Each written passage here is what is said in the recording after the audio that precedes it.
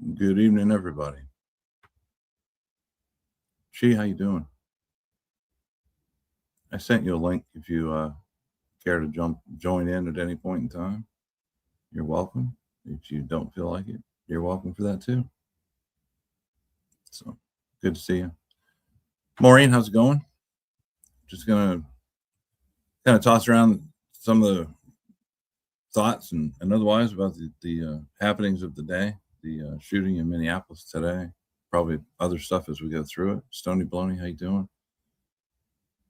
Just figure might be a good time. People probably have stuff to say, comment on it, or otherwise. Petty Betty, glad you're working. Glad you're listening. All of the above. Probably gonna have a few people come up tonight. Anybody else that wants to come up, let me know.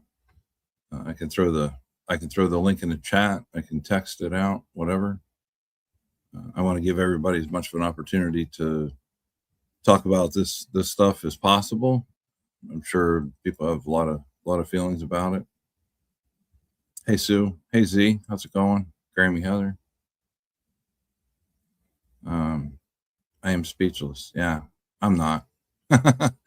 I'm very rarely speechless. There's a lot of adjectives we could throw around right now, and would probably all be fitting. But I'm on my end. I won't say speechless, but probably pretty close to that, I guess.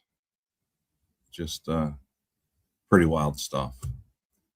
But like I said, I want to offer anybody that wants to come up and if they have something to say, the opportunity to do so. I can throw the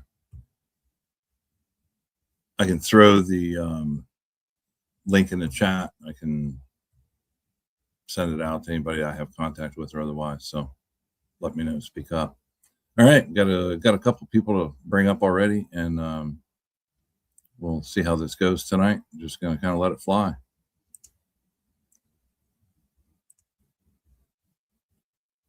We have White Snake and we have Ten Toes. How you doing, everybody? Hi. Hello. Yeah, I thought about going on camera tonight too, but I don't know. I'm not sure. Might get a wild hair. We'll see. Hi, Chi. A face reveal. Hi, White Snake. How you doing? Are you? White, I I'm presume. doing. Yeah. I'm white as rice. Cool. I think I have my light adjusted to White Snake temperature. Cool. I actually have one of those ring light things. I've never even taken it out of the box though. I've had it for a long time. Ring lights are really good. You can install them as porch lights, and what they will do is zero in on any birds that have been thrown in your front yard meant to be threats. Well, I can actually elaborate on that a little bit because we have security cameras around our property that cover pretty much every inch of our property, and each of them has its own little built-in ring light, and it works wonderful for that. I can just attest to it. Okay. They're thank you. I've been one-upped once again. Well, no, not really. I haven't seen any dead birds on mine yet. That's the thing. That's the catch. Oh. So I can't really say whether they will detect the birds, but are you kidding me? What are you doing? Can y'all hear this woman having a sneezing fit in the background here?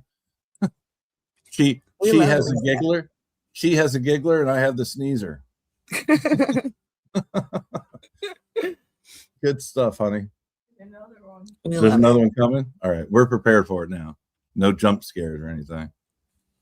But anyhow, I'm glad you're here, Chi, because I hear from what I've been told, me and David put people to sleep. So I'm glad you're here to liven things up a little bit and keep people breathing at least. Well, we all need a depressant once in a while. You guys are like the bottle of beer for a sober person. Yeah. No, I'm just kidding. I'll take that. Why not? No, it's I really don't have a lot to say. I just wanted to come and repeat what I said in chat, that the little person from the Seinfeld Little People episode is the same one who was the hooker friend of Melina on Total Recall. It's really important. For some reason, it won't get out of my head. Yeah. I have to tell you, I'm not familiar with the Total Recall little person. The Seinfeld part, though, I Yeah, it's the probably little blonde one with the Becky. I'm sorry, the bug eyes. Oh, okay.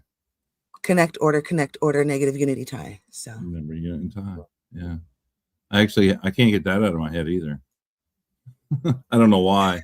I don't know I where the really hell that wish came from. Auntie Em were there to hear that guy. It sounded like he was speaking Scientology's, splitting me into separate connective orders, the quadratic function of dual houses and shit. It really did. I was actually watching that, and it was something else to try to interpret where that was going and where it came from. So Yes. Well, I'm gonna have to go back and look now and see this. I don't remember either the Seinfeld or the Total Recall one. Well, those are both noteworthy. The stream where I talk about connect order, negative unit, that's all stupid. So don't waste your time with that. Yeah, that's what I figured. Okay. But I did have something to say before we get into the really serious stuff. And false accusations of rape are very serious. Please don't get me wrong. But before we go on to the unarmed person who posed no threat, who was murdered today in my country, I made a statement on what I thought happened with the Louis Repetto thing, and I've held that in for a really long time. And I'm just wondering if you guys as men have anything to say about it. I am, as a woman, from a woman's perspective, and hearing really weird, horny ladies and then reasonable ladies. And then, we have Z, who's a mixture of both, but like a good person. Experience with them is what I have. But you guys are, not to say that you guys do the, because you guys are both connected in a way romantically that would probably have that not happen. But with each other. With each other. Perfect. Had you ever considered that perhaps it was fueled by jealousy, and then Whispering Osa just took advantage of that? Yes. Oh yeah. I actually, I'll go first, White Snake, just because I have a big mouth and not afraid to say things. But please do. I've thought many different things with that. I think that listening to your explanation on it, your thoughts on it, I followed it completely, and I think there's probably still a lot more to it that none of us will ever know because of that OSA connection and the OSA influence, if nothing else, whether it was OSA or somebody just thinking that way or reacting to as if it were that way. An OSA type troublemaker. Yes, I think it caused a lot of distension in the ranks, and once that happened, everything just kind of went sideways until everybody had a little bit of cool down time and time to analyze things, and also time to actually learn more facts about what had happened compared to what we heard had happened. Again, I harp on context all the time, and this is a perfect example of it, is when you hear something and you react to it publicly without context, you're typically going to be wrong because the odds are not in your favor of being right. When you ignore everything that you want to ignore, doesn't help you come out in a good position in the end. I think that, again, your thought process on it, I felt was probably pretty damn accurate. And it was weird, but it was still, I'm glad it was easy to follow, and not just because you're I just kind of felt like there were a lot of people getting attention that they liked that they weren't really getting before. And I'm talking about the bad acting people, not, so it kind of sucks to find out you're sharing that with somebody when you might not have considered that. And those kinds of feelings will drive people to do some shit, man. And of course, we have the self-admission of one of them having, we don't even need the self-admission. We saw there were charges for substance-related behaviors. I believe that has a lot to do with it too. Yeah, good. Wait, if you want to jump in, go ahead. Otherwise, I got more. Well, I'm kind of a little handicapped on this because I unfortunately I didn't catch what she said. I've just been busy, haven't really been taking in too much YouTube. But if I'm understanding what you're saying correctly, is all these people that came out accusing this person of this crime, that's what you're talking about, right? Yeah, in particular, I'm talking about Shannon and McGee with the bangs, kind of finding out about each other's texts with Louis and then having to save face and say that, they weren't, they didn't really want it. And actually they didn't have any responsibility or, uh, they didn't,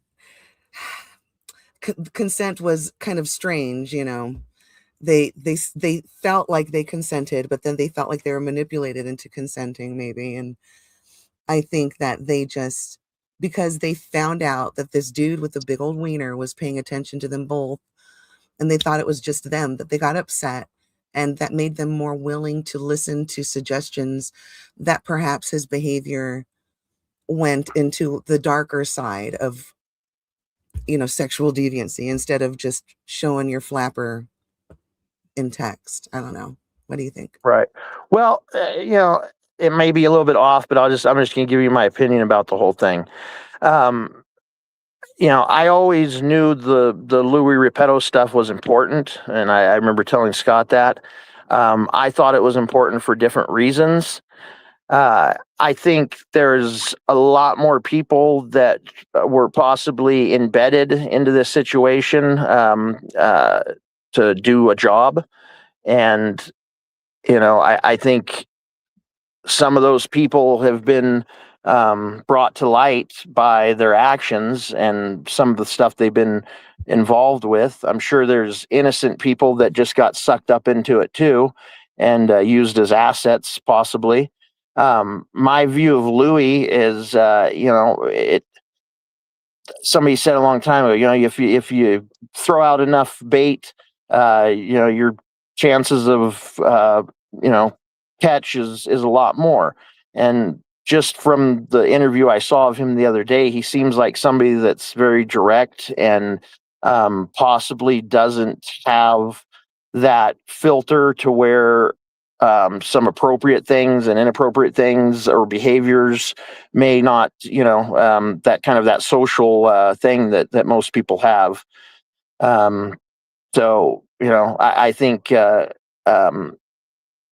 I think he's just a flirty person and kind of direct. I enjoyed drinking alcohol because it made me lose that fear of just saying, being direct and throwing it out there. But yeah, I think once a ball gets rolling on that, a lot of people jump on and maybe not fully comprehending what their, what the end goal is and what they're becoming a part of. Yeah. Right. Yeah. I agree. There were people who were rightfully outraged at the story that somebody in our community was hurting some other people and, sexually assaulting them. And of course, that's terrible. And we are not going to just ignore that. Well, hopefully. And at the same time, the level of involvement of some of them, in my opinion, if there really were grounds for charges or an investigation for charges, that was compromised by all of the fingers in the stew. I think that was, but it's my opinion that nothing like that even happened. Nothing like that even fucking happened. He's just an open dude who gives attention where he wants, and that's just something that he does. And sometimes, and a lot of times, maybe with him in his case, it leads down to sharing pictures. Well, and that's not fucking illegal. It might be weird or gross to some people, but yeah, I think that part of this, you kind of hit it on the head, is that there was a lot of this that once it got going, once it came out and it had been made as public as it was, with the amount of commentary they added to it, two things. One is this community is not going to let it go because they want to know what's going on. They do have, there's a lot of good people that know right from wrong and have opinions about it, and they want to be able to reach out and help people when they need it. But I think to me, the bigger thing is that there were a number of people, and this is going to come out wrong, but I mean it with the best intent. I think there were a lot of people that got involved in this that just were looking for attention, and this was a way to get attention. And the sad part of that, the sad side of that, is that they didn't give consideration to the damage it would do to any of the people directly involved in it, whether it be him or anyone else. And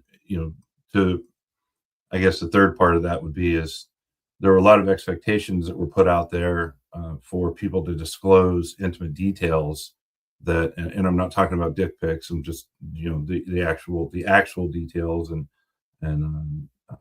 the happenings.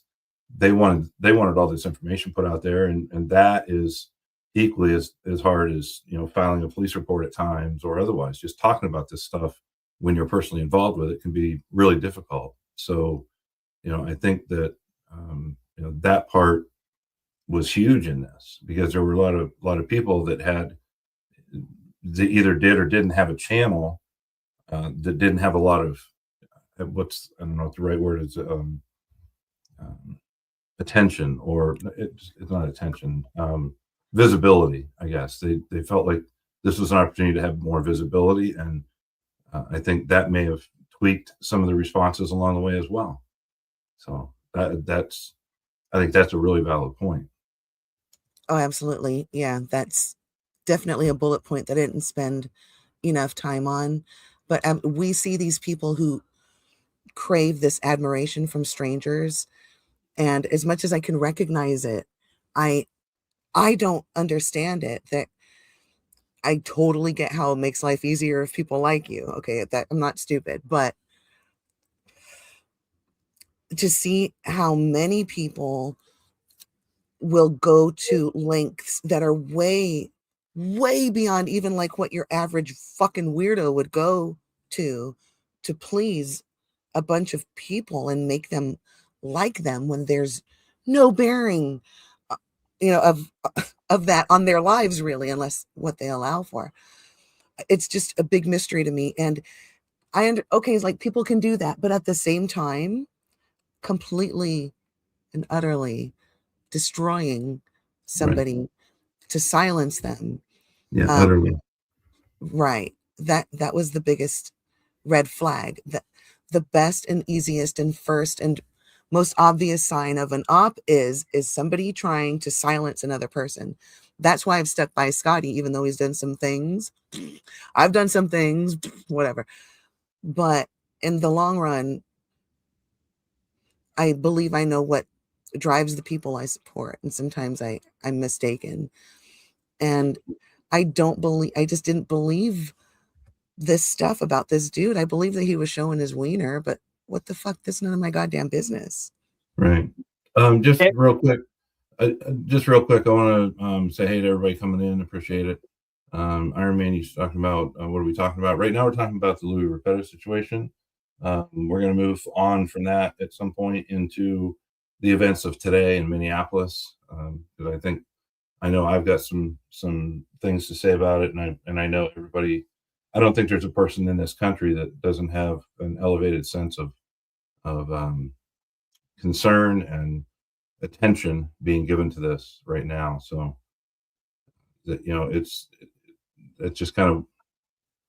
I just feel like it's something everybody needs to kind of get off their chest if they want to. That hopefully this will be an opportunity for some of that to happen. The one thing I want to say real quick too, Chi, that I just want to clarify for you guys or you gals, this whole penis envy thing, because that was a part of the subject matter that you guys kind of touched on too. It doesn't really exist. I think that's a Hollywood thing. I mean, I'm not saying it doesn't exist at all. But I'll just speak for myself and a number of fellow males out there, I could give a shit. I don't care if you got none, or if it's like slapping your kneecap when you walk. It doesn't matter to me. I don't really care. And it's one of those things that you're either confident about who you are and how you perform and how that impacts your life, or you're not. And that's more of a thing than worrying about what somebody else has. And that's from a guy's perspective, at least, I'll say. I know it's something that's always talked about and joked about and teased about and all that crap. And then finally, too, I want to say welcome to Chi's second eyebrow. It's nice to have you on the show now. It's lovely. Looks, you nailed it. Perfect. So. Yeah, you remember? Was it Eddie Murphy that would do the skit about the lady going to Jamaica and meeting the guy on the beach, and he swings the microphone around, and he like does the helicopter thing. Mm-hmm. Are you guys following me at all? Anybody? You know what I'm talking about? No, the only reference I have is Louis Repetto, and it's not. It's an adult reference. You have to explain more. All right. Well, I won't go into it too far. But basically, it's talking about the girl Jamaica meets a guy, and he's walking down the beach, just swinging his thing around, and that's just what I thought of it is. The guy's proud for what he has, and he wants to share it, and it's not in a forceful way, but some people may take it the wrong way, and then also. I see a lot of similarities to listening to him and how he was attacked. A lot of similarities that I've seen with Scott, with how it works with these different people creating shit and saying, claiming to be a victim. And then once you dig into it, there's no there. If that makes any sense. Absolutely. So much sense and so many lines to be drawn. Because it is a very common accusation. If there's anything that anybody could draw as far as somebody being a sexual predator in any way, they're going to try to twist it. Just, my sister doesn't let me see her kids because we've had a political argument. Oh, yeah, you're not able to see little kids, huh? Why not? So fucking stupid. It's the same thing with Alonzo. And then... Yeah. And then but then with Louis, here's the thing though. He is an open person sexually from what I've gathered. And if I'm wrong, please correct me. I'm sorry. I don't mean to be offensive to anybody, but so there are multiple people who've had conversations with him that are not G-rated. All right. And because of that happening more than once, that only gave the assholes more fuel for the people who would be outraged to hear that there was a sexual predator amongst us.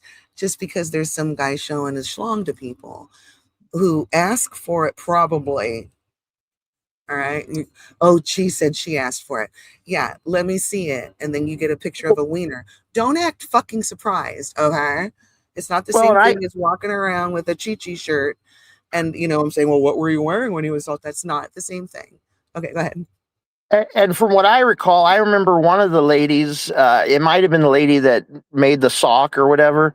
I believe it was said at some point that he didn't even send the picture directly. He sent a text with a link to it saying, hey, if you want to check this out, do it. Because I think he has, correct me if I'm wrong, but doesn't he have some of the OnlyFans or something like that as well? Yeah, I don't know. But I do remember her statement saying very clearly, because you're making something for that part of me to wear, right? Just like if I were to buy a bra, somebody would measure my breasts and probably not over my clothing. That's just how it fucking is, okay? Yeah. And if somebody's making something for that part of your body, oh, I don't know. I don't even want to know. I don't want to, what the fuck ever. But he asked, would you like the number dimensions or like a picture or whatever before anything happened, from what I remember from her statement. Yeah, I think I think, yeah, that sounds very, very much like how I remember it too. I guess the biggest thing is that this comes down to all the information that could be out there that doesn't need to be out there, that was replaced with information that shouldn't be out there. You know, the assumptions and all that. And I mean, I think that the biggest part is that there were a lot. Yeah, it's not a big thing. A lot of this came down to people's personal opinion on whether that was right or wrong to begin with, and then it turned into whether it was legal or illegal. And they were talking about all the talks started to come through about jurisdictional, regulations and statutes, and depending on where you're at, and this and that, and everybody was just nitpicking it to death, getting into the real nitty gritty details, without knowing the actual details. And I think that's really the sole reason, other than maybe some of the intentions that were out there and otherwise we talked about before. That's the real reason this thing blew up. Is there was just and it kind of ran the same course as a lot of things that have happened in this community. Everybody makes assumptions. They have their own opinion on it, and they make their opinion known. And whether it's right, wrong, or otherwise, they'll do it without thinking about it, and not again, like you said before, not realizing the damage it could do to any of the people really involved with it. And there's lots of different examples about it. So, well, I gotta say something real quick. Yeah. Kind of sideline. Iron Man, you know what? We're gonna talk about all that, and I, as far as stepping out, because you and I have different opinions on this, and that you respect me. I can't tell you how much I respect you. I don't have words for that, to be honest with you. That's something that I think that, for me, goes without saying. But if you want to be a part of it, I'm more than open to that. And the other part of that is, if you ever wanted to talk, offline sometime, I would certainly, appreciate your insight and what your thoughts are and what makes sense to you compared to what makes sense to me. So I just wanted to say it real quick before he got too far away. So, Okay. I'd rather talk with Lisa. yeah. Lisa's here. Say hi, Lisa. We love Lisa. Okay. Say hi. Can I just say one more thing, and then I'm done with the subject? I really enjoyed the interview the other day. It opened. I'm not going to say opened my eyes. It reinforced a lot of things that I believe I had been seeing, and I really hope that we get to see more of Louis. Not I'm too happy. much. Well, no, yeah, no, I'm good there, but I do hope that he does some more interviews with Scott, and I think he's a wealth of information, and I believe he has a good way of presenting the information. Yes. So, No doubt. and Yeah. I'm glad that their attack was not successful, and I hope that he gets justice. Because there's a lot of people out there that I believe he could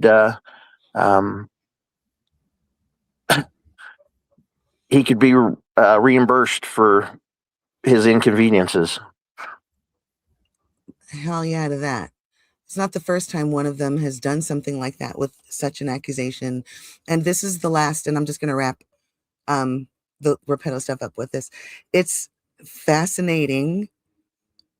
It's so impressive to see him work out what he's going to say through multiple filters before it comes out of his fucking mouth. That's amazing. And still sound like a humble dude. So I could see, like, he's a likable guy. I could totally see why somebody would be charmed into thinking something was something when there really wasn't something with that big something, That's it. I'm going to go grab some water, but turn my cam off just real quick. Right back. Well, I also see how certain people could be very threatened by him too, and the information he has. Yeah, that's something that like the site that he made, or channel he made about being a Scientologist. That was very interesting to hear how he approached that and how he applies that in what he does. I think as far as the wealth of knowledge, it's pretty incredible. It takes a special amount of brain function to be able to maintain and recall that stuff all the time and understand it in a way that is quite different than a lot of the other X's and stuff that we've come to know over the last couple of years. So Definitely. that to me was probably the most that probably stood out to me more than anything else did throughout that interview, because I think the whole dick pic thing and everything else, that's one thing, but when it comes to just him as an individual with the experience he has with Scientology and everything else, it's impressive to me how there's such a drastic difference between him and the others. The way he delivers his words, the way he analyzes, like she was talking about, the way he analyzes something and gives a response to it.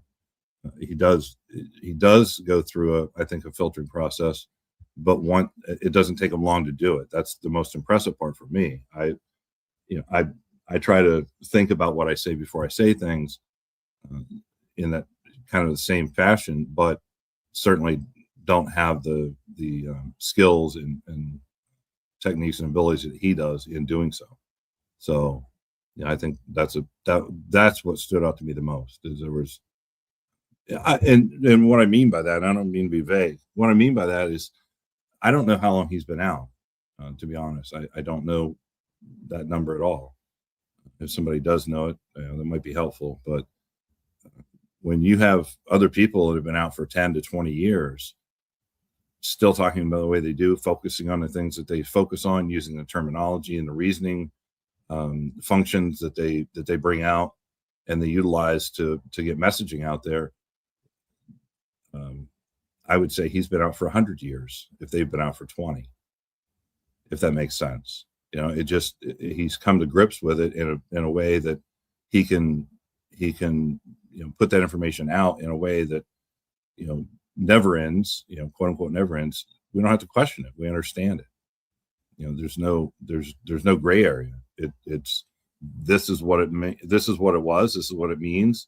This is what it was called. This is what the purpose was, and this is the result of it, and this is how it was applied in plain English. And I think that's one of his best skills. Yeah, I retained more from listening to him and understood the mechanisms so much clearer than any of the other people talking about it. Any of the other second gens. Yeah, and I think I think Chair just said that's one of the reasons why he's one of a list of more featured people that they would go after, because they do have those people like Alonzo. He has the same ability to be able to say things in a way that people understand it. I think there's certainly a lot of differences between Louis' delivery and Alonzo's delivery, but they both have a skill in doing that, in relating that into real life terms and phrases and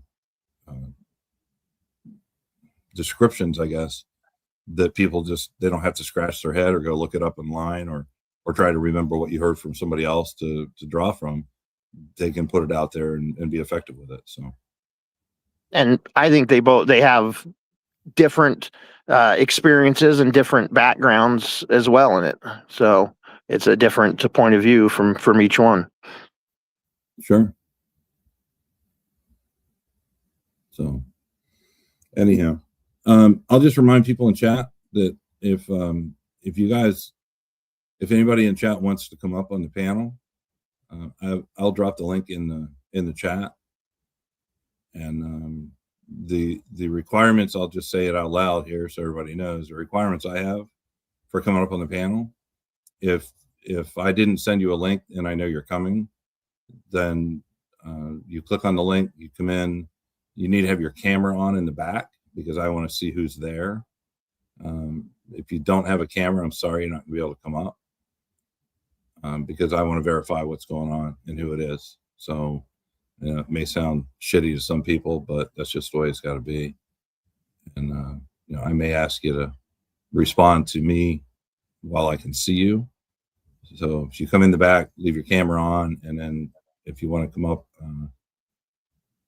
as far as coming up on panel, you do not have to come up on camera, just in the back where nobody else but me can see you. Once everything's good, then turn your camera off, leave it on. It's up to you. I don't care. That's entirely up to you. Yeah, there's a little time. Once you click on the link, you're going to be brought to the channel owner's attention, but nobody else can see that. And if you turn your camera on, the channel owner will be like, all right, cool, that's Chi. And then you turn your camera off or whatever, and then he'll bring you on. So nobody has to see your one eyebrow mug or whatever you got going on. Yeah. Or if you're sitting there, with a dick sock or something on, doesn't, Or a joint. You don't want to see. Whatever trips your trigger, whatever you feel like doing, you want to, sit there with an Eskimo hat on or nothing on. Doesn't matter to me, but. No, it matters to me. Don't fucking come naked. I don't want to see it, and I have the ability to remove you and everything else if I need to. So let's be reasonable out there. I guess I should stop giving ideas, right? Anyhow, so what? I don't even know how to start with all this stuff. I don't want to have this turn into this is what David B's thoughts are and what his position is, and that's all there is to it. I've never been that person. Like I talk about with debate and everything else, I am completely open for and ready for and welcome debate on any subject, including this. I don't think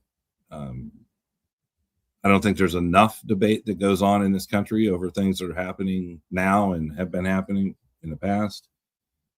So I welcome that type of reasonable, rational debate. I don't want anybody coming in here just saying a bunch of stupid shit and nothing to back it up or otherwise. But please entertain the idea of coming up and having a real good discussion about things and kind of tossing it around, because I think there are a lot of people that could use that right now. So, good night, Corn. Sorry you're nodding off. It's White Snake. It's not me and Shay. It's just White Snake. Yeah, just I'm sorry. I hear he has a tendency to put people to sleep, but not us. So anyhow, that's the process. If anybody wants to come up, if you've never done it before, I especially invite you to. It can be enlightening sometimes. But anyhow, as far as that subject goes, I think we're at a stage in this country where people need to start paying attention. For those who aren't paying attention, they need to start. So I would recommend to everyone here, everyone listening, if you know anybody that's not paying attention to it, do your best to get them to pay attention, because I think it's time. Because things from this stage could get out of hand pretty fast. It could turn into a situation where you say, well, that's in Minneapolis and I live 3,000 miles from there. I ask everyone not to think that, because this could end up in your town, city, town, county, state, or otherwise almost overnight. I think that's been proven out now that this stuff is going on in places that you wouldn't expect. And you don't have to be in a city to have this stuff happen. I just had a discussion a little while ago about the talk at a school is that ICE is going to be coming to a more remote type area to start doing house raids and otherwise. So you don't have to be in a city to be impacted by this. So that's my hope for everyone, is that you start paying as much attention to it or more attention to it, and getting people that aren't into it to pay attention, because it's going to impact everyone in the end. When all's said and done, this is going to impact everyone in this country and the country itself, one way or another.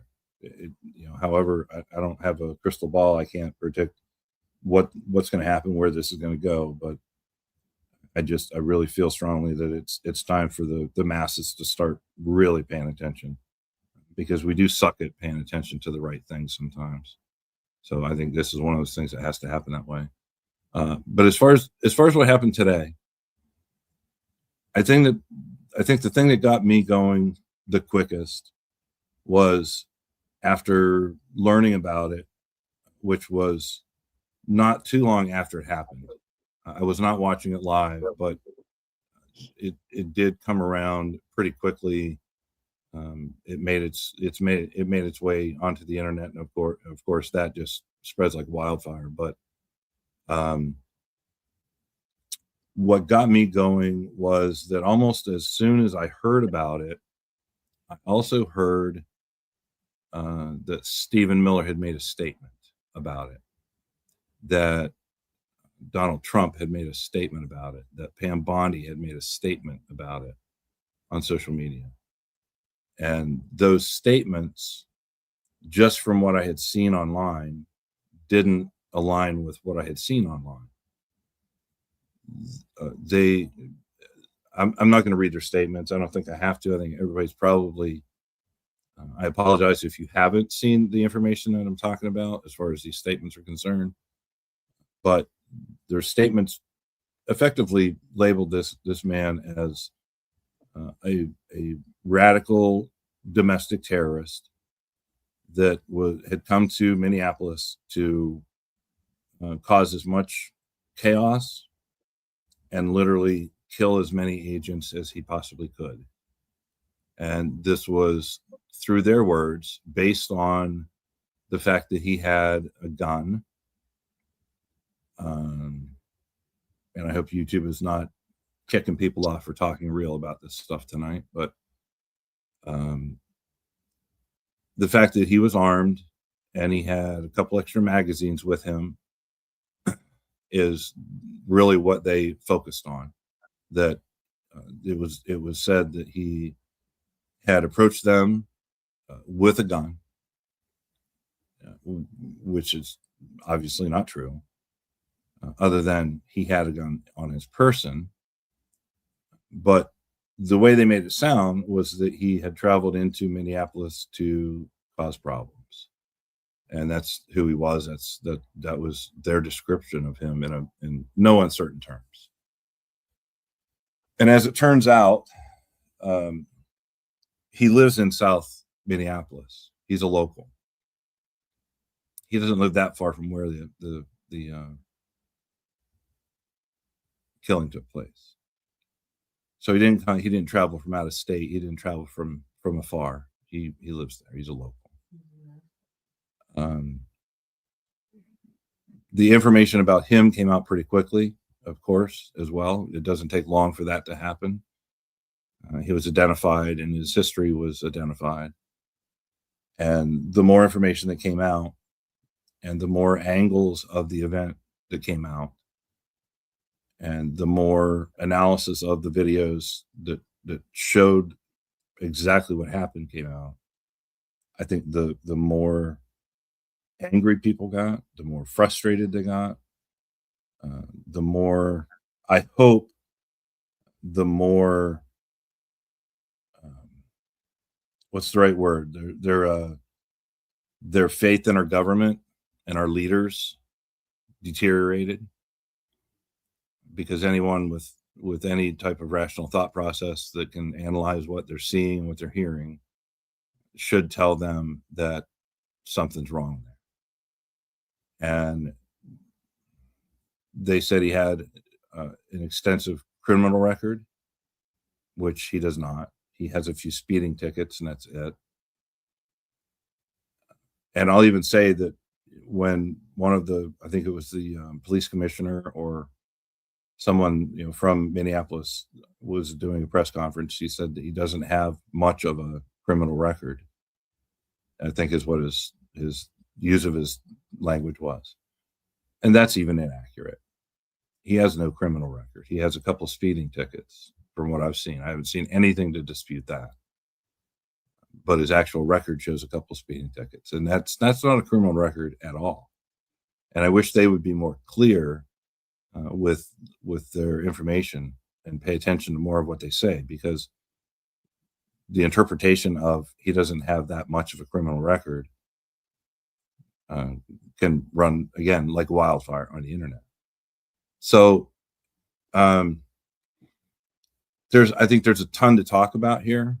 That to me is the premise of the day.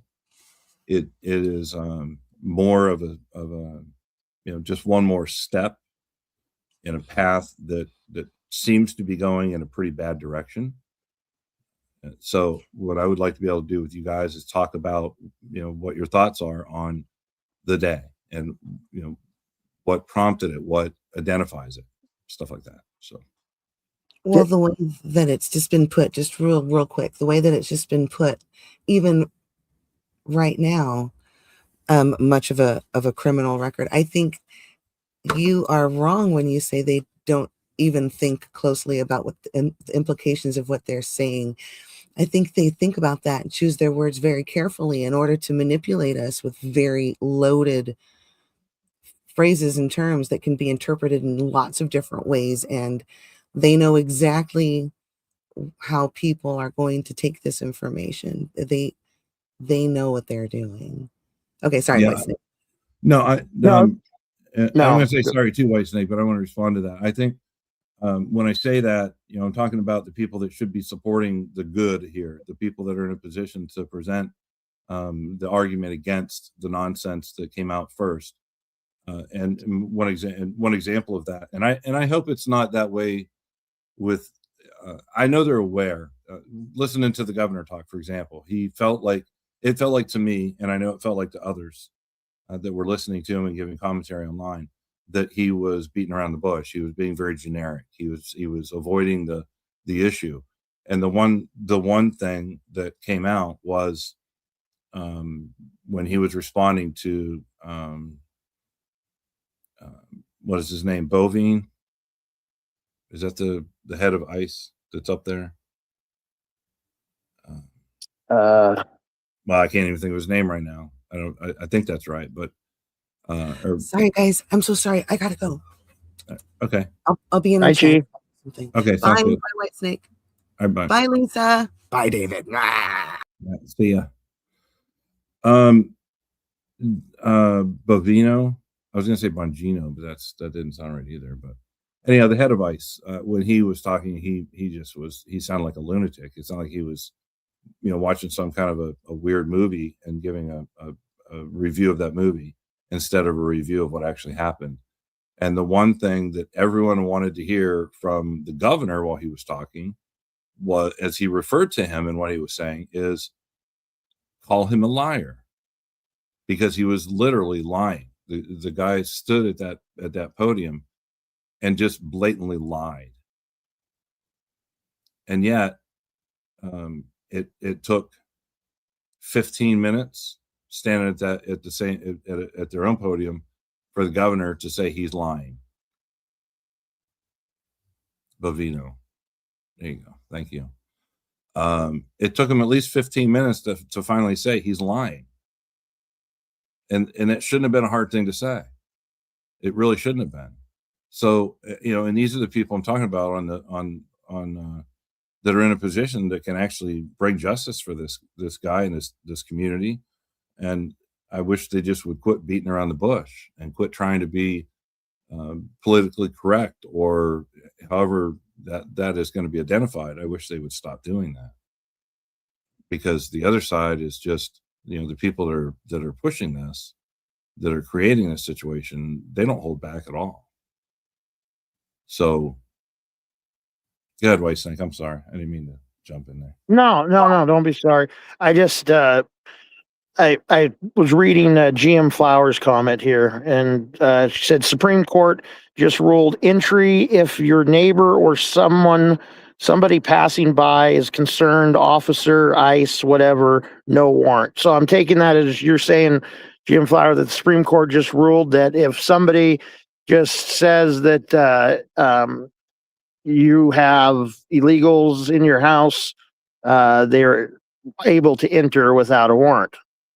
Is that correct? Is that what you're saying? I didn't catch the comment.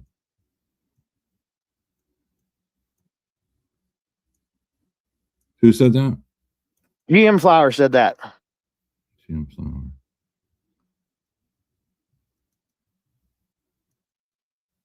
It's a little ways up, but I believe that's what she was saying. Supreme just Court wanted to be just ruled entry if your neighbor or somebody passing it by is concerned, officers, ICE, whatever, no warrant. When you said just recently, when was that? How recent was that? And what? Oh, for your medical needs. Okay. Thank you for clarifying that. Yeah. There's certain parameters that have to be met for them to make entry without a warrant. So, yeah, it's just that I one more I want to get clarification on here too. Let me find it again. It's Butch. It says, just never seen so-called federal employed people wearing new K-Swiss shoes and hiking boots. So are you talking about the guys that are out there, the yes, quote unquote ICE and blue jeans and blue, what they're wearing and how they're carrying themselves? Yeah. Yeah, I'd make that assumption. I've actually thought about. I've talked about that and thought about that myself. Yeah. I don't want to answer for Butch, but hey, so yeah. Yeah. What do you think about that? Is that something that that catches your attention as well? Oh yeah, definitely. I've been around a lot of law enforcement, all kinds. I've been around Department of Justice. I've been around sheriffs. I've been around police. I've been around. I even had an encounter with U.S. Marshals one time. But I've been around a lot of law enforcement, and from what I'm seeing from the videos that I've watched, a lot of the procedures not coincide with normal behavior. It's not. It doesn't look right.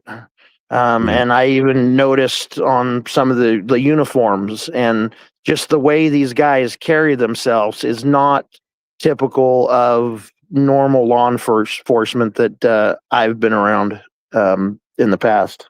Right, and I think that the response that you'll get from a lot of people that may see this differently is this is not a normal circumstance, so you're not going to have normal response or normal actions by the people in uniform. And I'm going to call bullshit on that personally, because it's such an extreme difference than what we're used to seeing in this country, and that goes back decades. This isn't just in the last year. You can look at civil unrest and otherwise and how that's been handled by law enforcement, both local, state, federal, otherwise, and it's very, very different now.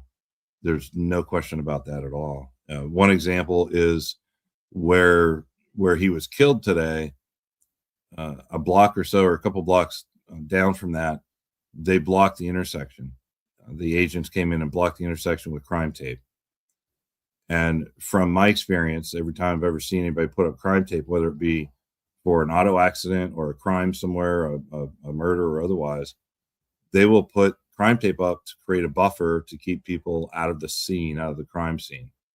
And then they'll step back, and even if they put a perimeter up, for a police line or otherwise, it's not right at the tape. They allow that buffer to be between them and protests or just people in the community to make sure that there's space there.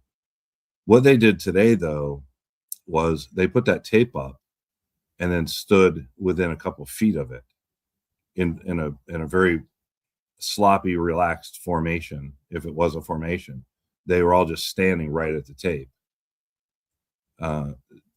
While they were standing there, and just forget about what happened on the protester side, and there was plenty that was happening, but they weren't standing there anywhere near at attention or in a standard formation. They were jittery. They were so amped up that they couldn't quit moving. And some of them, it was insane. It was the first thing I noticed. I thought, what is going on with these guys? Because there was one in particular that just kept stepping left and right and then forward and back, and he was turning and turning that way and turning back and stepping more and just couldn't stand still. And again, the argument's going to be, oh, he was cold. He had to move to stay warm. No, it just wasn't that at all. I've lived in cold temperatures. It is minus 12 here right now. So I understand, cold movements, trying to stay warm. And it just wasn't that. It just looked jittery. That doesn't make sense to me. It just doesn't make sense to me at all. And now, if you want to add the protester interaction into it, the protesters came up, typically people will come right up to yellow tape and they can stand there, they can take pictures, they can video, they can yell, they can do whatever. But as the protesters got anywhere near that yellow tape, out came the flashbangs and the pepper spray and the pepper balls and everything else. And the amount that they were using was so excessive that at one point on one of the lives that I was watching today, the person even said, look at this. And it literally, that whole community for blocks, as far as you could see, had a white haze to it. There was so much in the air. So I can't even imagine. His name was Alex Jeffrey Preddy is what his name is. So what you're saying is almost like they were trying to agitate the situation even more. No, I don't think I would say agitated, Whitesnake. I would say they were prepared for something that maybe none of us were expecting. They were maybe anticipating a situation that we haven't seen. We haven't seen a crowd, bum rush the agents. There's been individual events here and there, but I haven't seen any organized. I haven't seen any type of organized. You back? Yep. Sorry, I bumped the wrong thing. That's all right. I just wasn't sure. I haven't seen any organized attacks that way. They've been a pretty peaceful crowd through and through. They did run one guy out of town, and probably rightfully so. But that's debatable. That's arguable. I don't want to get into the syntax arguments about that. But as far as the agents are concerned, I haven't seen that. And for as jittery as they were, it felt out of place to me. And again, what we were talking about before about the uniforms and just the way they carry themselves, there's just something off with it. And I know that a ton of people are seeing that. If you don't want to notice it, if it's not an impact to try to question what's going on here, you may not notice these things. But for someone that's questioning really the validity of what's happening and the overall reasons for it happening, those things jump out at you pretty quick. Yeah, definitely. And I'm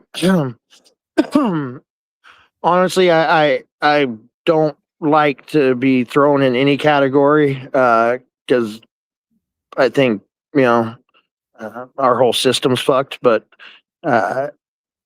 if I had to be pushed one way more than the other, I would say on some stuff I lean a little bit more towards the right. Some of the stuff I lean a little bit more towards the left. But the biggest thing I do is I like to listen to both sides and just to understand what the thought patterns are and kind of where they're coming from, and kind of decide things for myself. But I like to keep my eyes open, and I like to just kind of check out what's going on. compared to what their words are and what you're actually seeing. Because actions are a lot more valuable than bullshit words. And I definitely see that from the videos and the live streams that I've watched. And I'm not going to say I've watched a lot, but I have watched some. Things just aren't adding up. It definitely isn't. To me, it doesn't seem like the people are actually getting to witness the actions that are actually happening on the ground. And I even said the other day, I can't remember who it was. Somebody said that they're in the cities, they're in there's quote unquote ghettos right now. They haven't moved to the gated communities. And my thing was, well, they haven't yet. Yeah, I think with that, what I would say, my observation is, where's the mainstream media? Not that anybody's going to pay much attention to them because they're becoming a thing of the past, but still, where are they? If you look at the reporting that's being done on any of the mainstream media channels, I don't care right, left, or otherwise, they're using independent media's footage. Now, maybe that's on purpose. Maybe that's because they know that people just don't believe anything they say or do anymore. But it's still shocking that they're not there on the ground trying to document this with some of the high powered equipment they have to be able to see more clearly, listen better, all of those things. I think it would contribute if they could put some boots on the ground and really give this some attention. Now, is there a reason that they're not? I don't know. It'd be speculation on my part because I just don't know. So I'm not going to get into it. My observation is I would rather see some of that, high tech stuff there. And in chat, I just want to say, order protection in Arizona can include disarming you. In a number of states, and it might be, I'm just trying to pick my brain a little bit. Protection orders can actually prevent you from owning firearms to begin with, not just disarming someone. There's domestic violence, and if you've been convicted on a number of things, actually, not just one event or category, but there are a number of things that can do that already. So, yeah, there's a lot of stuff set up to take rights away, but there's also some stuff set up to protect people from ending up, in a morgue somewhere. I think that's another, we could get into that at any time too, but my one thing that I would like to do is, GM flower bullets can be a violation because what do you have bullets for if you don't have a gun? They kind of go hand in hand, and that's how they have it written out. But one thing I want to do is I want to know more from the 2A clan. Where are they? Why aren't they going absolutely insane today? Because they sure as hell should be. This guy had a sidearm in a holster, had ammunition with him. Watching the video, he never had it out. It was not visible. It was concealed. And yes, they looked it up, and he does have a concealed carry permit in Minnesota. The extent of all the video that I saw, and I tried to see as much as possible, there was nothing there to show that he ever had his sidearm unholstered. As a matter of fact, the video shows he had a phone in his hand. He had his other hand up in the air most of the time. He actually tried to de-escalate the situation by saying it's okay or okay, we're good or something like that as he was getting pepper sprayed. But the most important thing, and I posted this on my channel, is somebody did a kind of frame by frame breakdown on parts of the video that you know, the more significant parts. It literally shows an agent taking the gun out of the holster while the guy is face down on the ground, and then stepping back away. And there is a freeze frame shot that you can clearly see that it was his firearm. It was the same one that they showed in the pictures. It was kind of a unique setup, and that made it easier to identify that that's what the agent had in his hand when he stepped back. Now, the reason I ask about the 2A group or people, and I don't put that out as an insult, because for someone on the left, I'm a little different than what their image of lefties are as far as firearms are concerned. I have a very different take than a lot of people do. And again, that's a discussion for a whole nother day. But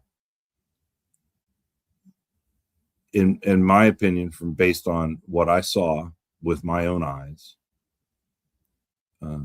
this guy was killed today because he had a firearm. I mean, literally, there's no other justification for it. If somebody has a different reason for that and wants to come in here and talk about it, please do. I'd love to hear it, because I don't know what that is. I'm going to guess that when he pulled that firearm out of that holster and stepped back with it, he either said gun or someone else said gun, and he was killed. And it happened that quick, just all within a few seconds. And last I checked, in this country, when you have a concealed carry permit, you're allowed to conceal carry. It doesn't make you guilty of anything.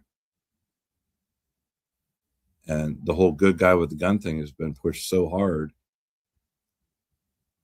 And now this has happened. Where's the outrage? And one thing I can say is I can tell you that the NRA, excuse me, the NRA put a post on X today, on Twitter today. And there was a deputy U.S. attorney or something, I think they said, in California or somewhere, that expanded on the whole narrative that came out early in the morning about what happened, what the events of the day were. And that was a topic, or the subject of their post on Twitter, was we condemn that type of statement because there needs to be a full investigation here. We shouldn't be jumping to conclusions and calling this guy a criminal just because he had a firearm. Agreed. Okay. The NRA came out and said that today. My response to them was lip service, probably. But how about you guys take some action? Do something, for the good here. You've got the perfect opportunity to use your influence and power to make a difference.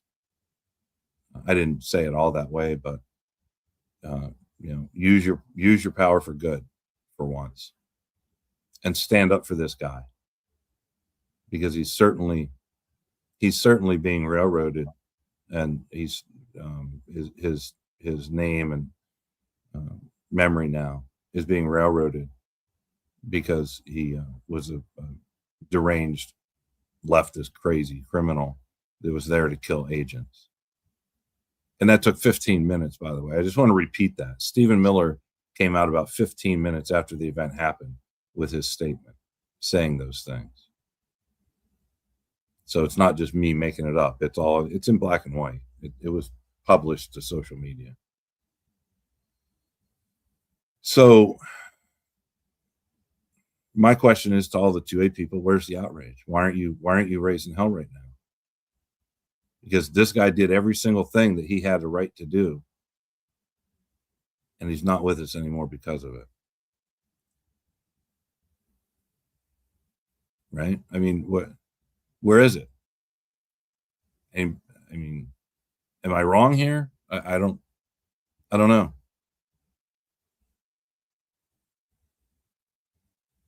Well, you know, the videos that I saw, what it may actually made me flash back to was when I was a kid riding the school bus. I remember my school bus driver accidentally hit a dog, and there was a whole pack of dogs that were with that dog. And right after that dog went down, all those dogs jumped on him, and just destroyed it. You know, they were just they were yeah, they went crazy. And that's exactly what it appeared to me like a pack of dogs. And you know, I know it's when you have untrained or improperly trained people, and you get a situation like that, and adrenaline's going. All it takes is for somebody to accidentally fire off a shot, and then all of these people just react and without cause, without it even being necessary. So I think there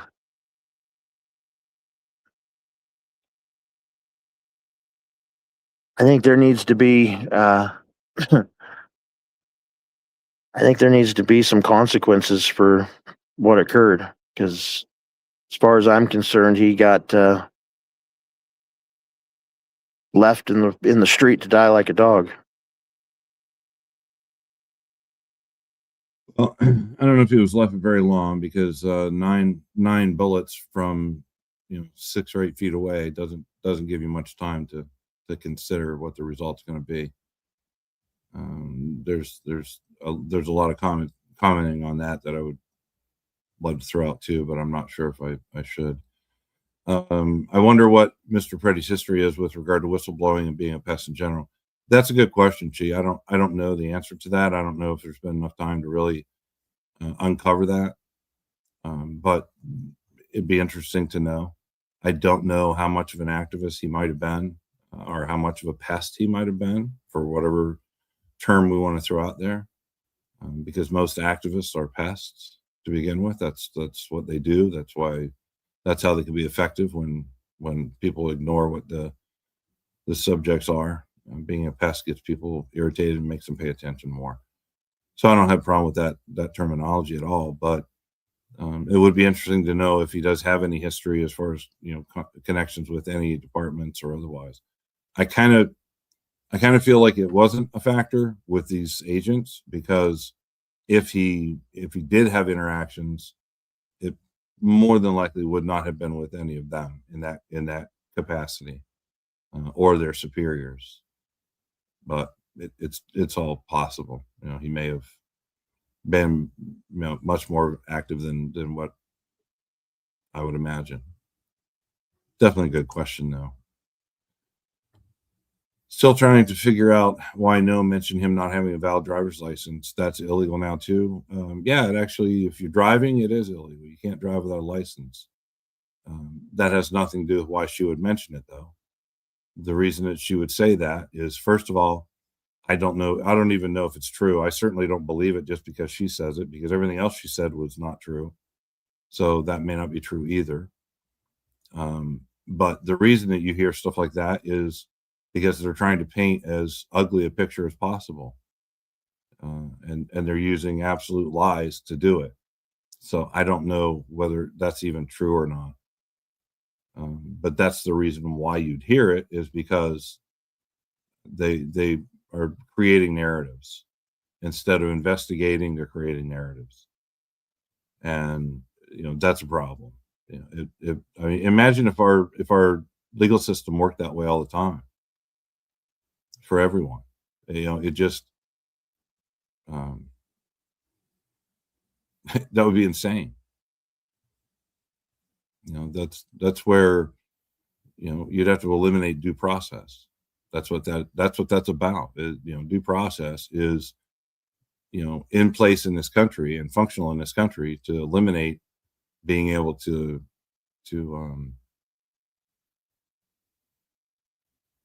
be found guilty by, Twitter posts or Truth Social posts or otherwise. Everybody has rights to that, and those certainly weren't granted to him today. No, executed then labeled a criminal. Yeah. I mean, if I think anybody that doesn't have the again, I don't want to shove my opinions down anybody's throat. I just want to put them out there. If it applies, let's talk about it. If somebody takes issue with it, come and talk. I would love to have that. But if anybody could watch the videos of what happened there today and not see this as a public execution, I want to talk to you to understand how you can not agree with that. Because maybe I'm missing something in what I saw, what my thought processes are to analyze it. I don't know, but with this day and age, with all the cell phones out there, the lady in the pink jacket, her, you couldn't, between the one across the street and hers, it covered 98%, if not more, of everything you needed to see to know what the hell was going on. So, it's crazy. Yeah. I was glad to see her footage because when I watched the first one that Scott had posted, my first thing was I want to see her footage, and I was happy that got put out. Because she was definitely right there. Yeah. Did I hear Elf correctly today that the agent that shot has been on the force for 8 years? Yes, you did hear correctly on that. Now, again, whether that's accurate information or not, I don't know. The other thing I'll ask is, has anybody seen anything to identify whether it was more than one shooter? Because I kind of think it was more than one. I think the first 4 came from one, and then the next 5 or 6 came from the guy that was standing, with the wide stance, prone, two-handed, emptying his magazine into the guy. It didn't seem like they were all from the same gun. So I don't know if that's the one thing that I did question as far as the videos. I haven't gone back through it frame by frame or anything else like that to find that part out. But I'm sure somebody's going to end up, identifying that. I mean, it could have been one. It was 9 or 10 shots, so one would have been capable of doing that. It just seemed like it was more than one. Yeah, Butch, I've seen like private security that are display better training than what I saw in several videos recently.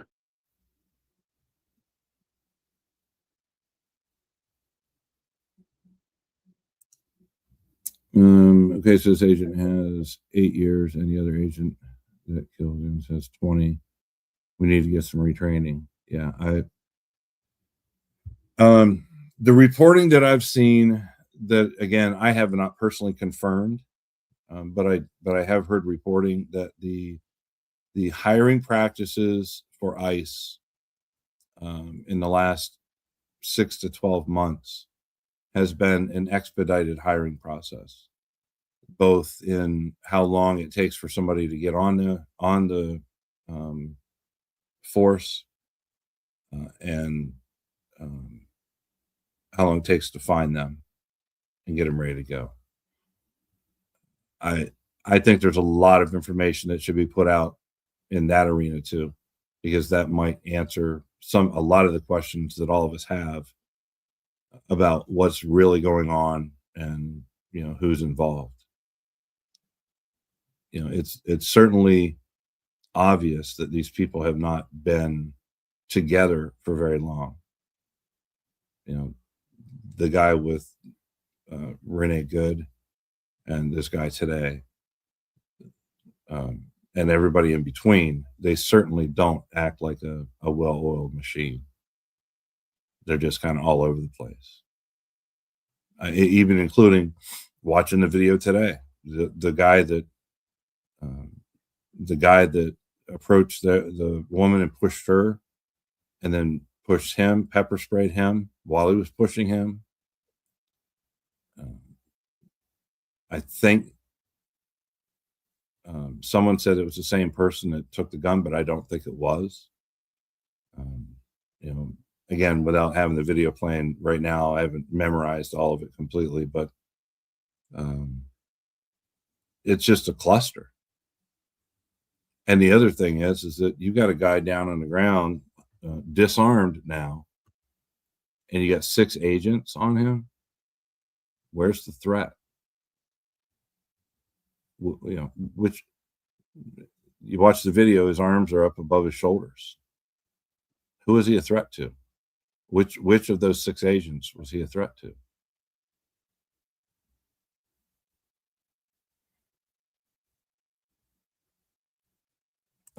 Yeah, I want to bring this up too.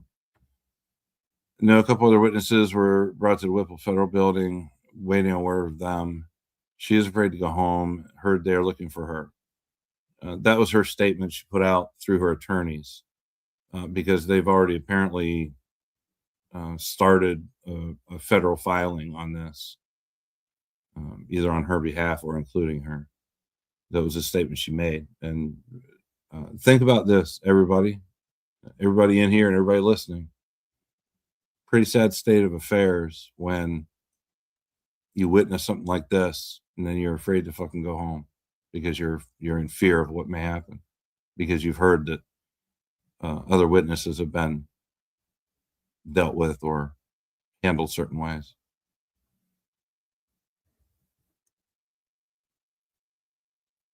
I know Cajun Juju made a comment quite a ways back that says, you know, how do we even know who these guys are? They're not wearing any identification.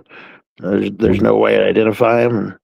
I'd feel that.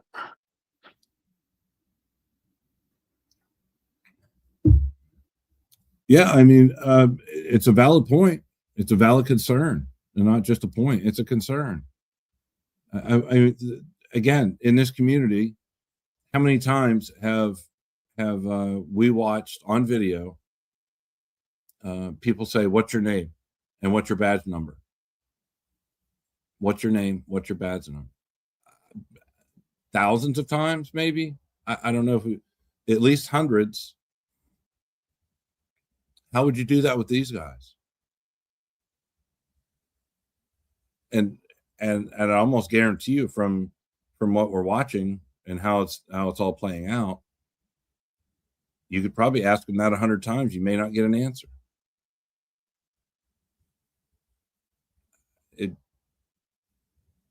It's pretty wild. It really is. You know, and these questions I think are all legitimate. And for those that feel like today was justified, I can tell you that hold on a second. 90 thanks. It was not the same. The guy who took the gun had a gray jacket on. The guy who pushed him was in camo. Thank you.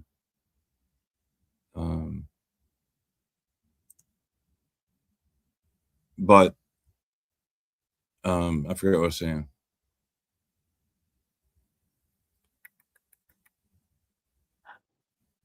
I don't know. Moving on. Did you see the interview with the independent journalist where she applied for ICE and was given a hiring date with no actual in-person interview?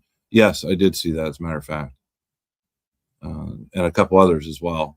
I've heard some different information on a couple other people along those lines. That's something that and this may have been what I was starting to see before.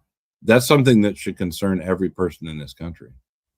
That you can have somebody that's out in a public space that is armed and amped up with authority, and there's no way for you to verify it. That should scare the shit out of everybody, because we lose that ability to identify law enforcement, federal agents, any of these people. If we lose the ability to be able to demand identification on that, we're screwed. We're absolutely screwed. We had a weird situation here at the house quite a number of years ago. It was a couple of years after we moved in here. I was doing something and Lisa was home, and apparently our phone system, which we had a landline phone that we only used it for it wasn't dial up then. Anyhow, for an internet line, called 911, and there was a no answer on it, no response on it, so they automatically sent a deputy to the house because there was no response. 911 calls that don't have a response, the protocol is they send a deputy, and that's nationwide as far as I know. So anyhow, the guy shows up out of the blue. Lisa's just sitting in here doing whatever, and the guy comes to the door, and he's demanding to come in the house. And again, Lisa's a Philly girl, so you just don't operate that way. You don't just open your door to somebody stand on your porch, no matter what they look like, without verifying who's demanding to come in your house. She actually forced the issue and had the deputy had to call dispatch and call Lisa to verify that he was really there and was official. Good job, Lisa. She wasn't going to open the damn door for just some dude standing out there in a cop uniform, badge and all, just because he was standing out there in a cop uniform, badge and all. And so they called, and dispatch called her on the phone and said, yes, that's who it is. And please let him in because we got this call. And she said, no, you didn't. And she said, yeah, we did. We got a no answer call. And so she finally, once she verified it, she let him in and said, look around, see what you got to look around for. I'm fine, and I'm the only one here. But he came in, he checked the house out, and he said, we're all good. And then he actually commended her before he left and said, that was a smart move on your part, being here by yourself, because you just never know. And that was, like I said, that was 2011, so 15 years ago. And we live in the middle of nowhere. So having that situation on your mind in the middle of a public street or in a mall or a grocery store, or a county park or anything else, where you can't verify things and things happen like today, happen so fast, not knowing who you're dealing with that's insane. That's a pretty scary thing. Because any number of people could put a group of 20, 30, 40, 50 people together, dress them up a certain way, and come into a town and just wreak havoc. So anyone that thinks that that's not a big deal, you might want to rethink that.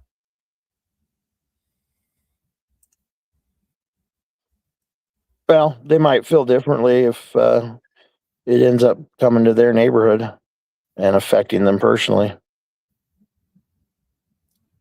Yeah, I think everybody needs to understand that that's a very real possibility right now. And again, I'll repeat what I said the other day. Why Minneapolis?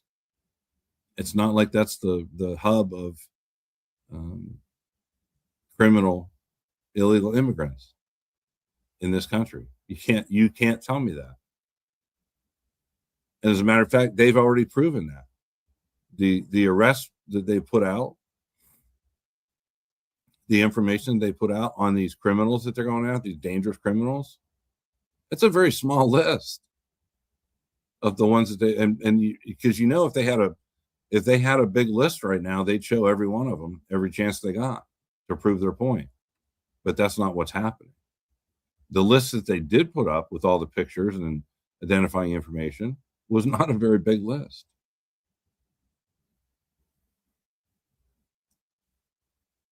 The other thing I want to get feedback on is the little kid, the 5-year-old. I'm going to guess everybody's seen the pictures of the 5-year-old standing with his face in the car with the bunny hat and the Spider-Man backpack with an ICE agent having a grip on the backpack, kind of directing him to stand facing the car, like facing a wall almost. And what they were doing was they were using the kid to say, hey, dad in the house that we're after, you either come out or we're going to take the kid.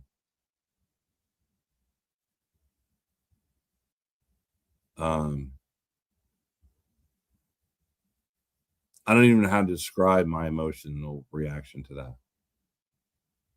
And again, for the people that are supporting what's going on there, I'd love to hear your response to that. What if I was just told about that, David, a few minutes before you started the live, that occurred. Oh, and did you see the picture? No, I have not. But the person that's with me told me about it. Yeah, and they had seen it. I wish I could put that up on here for you to see, because and there's plenty of other instances already that involve very young children. A 6-month-old that had to be taken to the hospital because they had a flashbangs underneath their van. They were on their way back from a basketball game. And they had flashbang go off underneath the van, and it set off their airbags. And then there was tear gas canister set off underneath the van, and it filled the van to the point where the mom said she had to do CPR on the kid, and then took the kid to the hospital. The family's okay, I guess, but just having that happen on the way back from a basketball game. There's another incident involving a 2-year-old.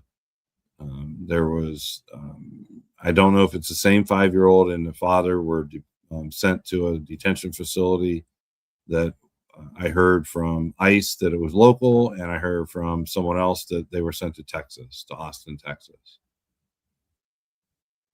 But when it comes right down to it,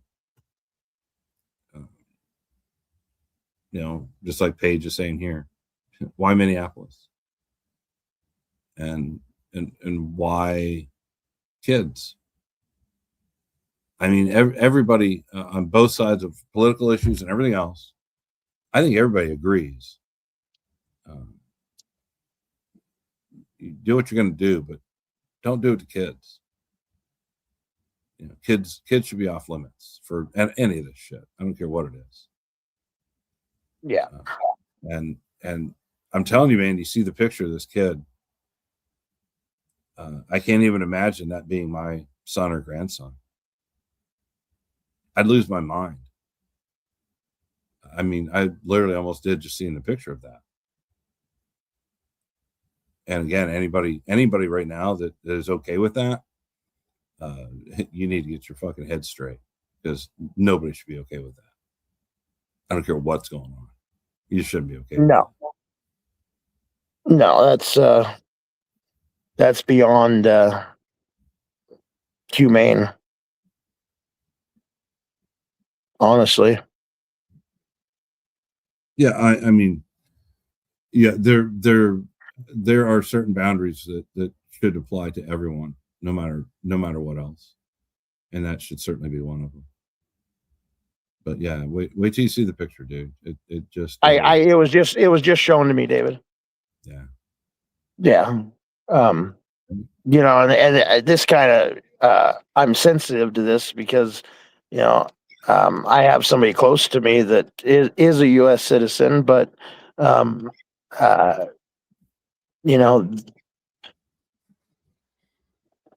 I've been asked, hey, am I in jeopardy of, um, being rounded up? And, I say no, but, fuck. Well, Honestly, I don't know. I hate to. I mean, I hate to say it, but I talked about the other day. The 4-man crew that worked for the city of Minneapolis, I think it was, or county crew. They were stopped on the street, and 3 of them were forced to show ID. The 4th one was ignored. The 3 that were forced to show ID were not white. The 4th one was. So I don't know that there's any safety that can be really taken to heart by anyone that is that's not white. That's kind of the reality of it right now across the board. But yeah, I'll just say this, it was sold to, it was sold that, from what I understood, hey, we have a whole list of people that are bad people that came here illegally that we're gonna go get, and we know just where they are, and make this place safer. And I think a lot of people grabbed onto that and, maybe think that's what's going on, or just aren't paying enough attention to see what's happening, or in denial, maybe. I don't know. But yeah, I mean that's exactly not what's going on. Yeah, that's how they sold it, no doubt. They're still selling it right now. You listen to Bovino, and he's selling that every time he steps to a microphone. Every single time. Somebody, what was the question today? I'm trying to remember.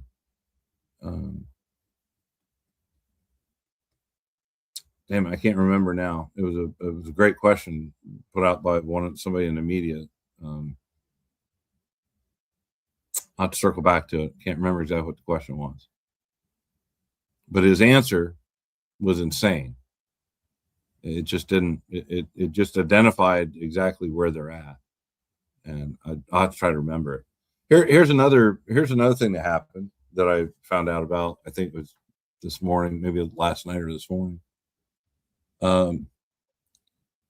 Did you see the guy that was taken out of his house, and he was in his underwear and just had a blanket wrapped around him? And when they brought him out of the house, did you see that? I have not, no. Okay. There was a guy that was probably late 50s, early 60s, something like that, maybe a little bit older. That was taken out of his house. They rammed the door to go into the house. They took him out of the house at gunpoint. And somebody said U.S. citizen, 70 years old. Juju, thank you. Juju said that. U.S. citizen, 70 years old. Okay, so 70-year-old guy. He's in the house in shorts or underwear. I heard both, so I'm not sure whether it was like boxers or a pair of shorts. Anyhow, he had nothing else on. He had a blanket wrapped over his shoulders as they're leading him out of the house. They handcuff him. They have him outside for X amount of time. Then they put him in a car and they take him away. They detained him for 2 hours. Okay. And they went into the house with a ram, arrested him at gunpoint, brought him out, had him for 2 hours, only to find out he was not the guy they were looking for. Right? And they took him home. And the one thing that he said that got me was they didn't even apologize. They never said they were sorry. They took him to the house, opened the door, said, "Here you go, and you're all set. See you later." I think is what he said. They said to him. Okay. As it turns out, the guy that they were looking for is already in jail in the area. He's already in jail. How does that happen? Tell me a definition of chaos without telling me a definition of chaos. Right? Yeah. How do you go into somebody's home in this country, break the door in, arrest somebody at gunpoint, to the point where you're escorting them out in the middle of winter in a pair of shorts, Crocs, and a blanket, detain them for 2 hours, take them home, and say, "There you go," without apologizing or otherwise, only to find out the dude you're looking for is already in jail, already in prison. I mean, where does that fit into being American? Where does that fit into anything close to protocol or otherwise in this fucking country? Anybody? I don't know how you do that and then still continue on to do it and do all the other stuff they're doing without skipping a beat. I mean, I realize mistakes are made. I get all that. But to me, it's just an absolute defining moment of the fact that this is a clusterfuck going on over there. And people aren't doing their due diligence. They're not doing their homework. I hope that guy sues the shit out of this country for what they did to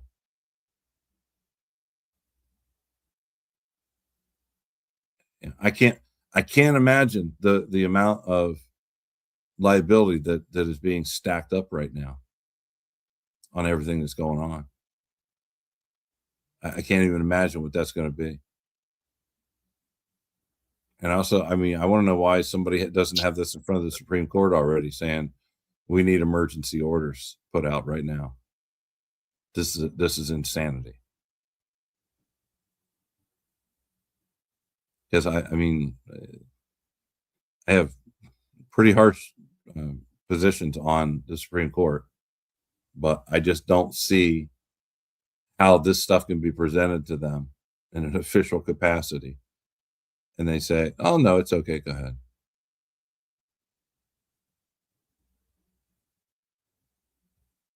Hey, Hellboard, I think they all are, personally. Yeah, I was just going to say, Hellboard, the thing is that that's a pretty strong argument to get behind, because it sure feels like a whole lot of them are just fucking useless, just like you said. And I hope we can depend on the ones that aren't useless to step up to the plate and get some stuff taken care of. But I'll say this too. This has become a situation in this country that I don't think should be a left and right situation anymore. I think it's gone beyond that. I really do. I think it's to a point now where, and the reason I say that is very simple. That guy today, Alex Purdy, he could have been someone from the right or far right very easily. Just wanted to be out there, filming it for whatever reason.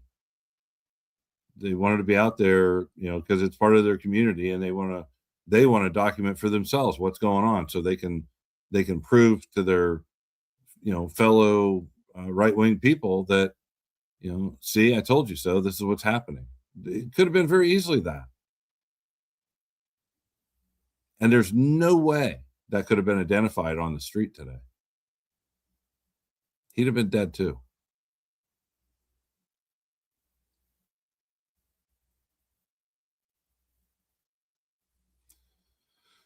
I just watched Minus Such video. The family of the RN Alex released a statement. Yeah, I was wondering how long that would take. But when it comes to what's going on out there, folks, I mean, my position on this, pretty simple. This is an American thing now. This is something that everyone needs to understand. More factual details about it. They need to understand how this could impact them tomorrow, or the next day, or the next day, or the next week, or the next month. I heard somebody say, if this doesn't get taken care of soon, it's going to get worse. It's going to get way worse. Yeah. From what I've seen so far, it already has. They tried a bunch of this shit in California, didn't work. Went to Oregon, didn't work. Tried to go to Chicago, didn't work. Now they're Minneapolis, and nothing came up to stop them. And look at where we're at. Look what's happening.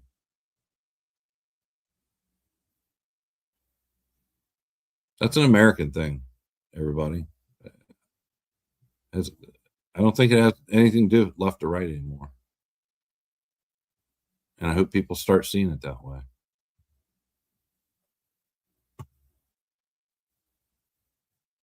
But anyhow, is there anything anybody else in chat has that you want to go over or bring up or talk about, or anybody want to come up here and talk about it or otherwise? I know it's been an overwhelming day already. I know that. I think that a lot of people are, for lack of a better word, a lot of people are in shock today.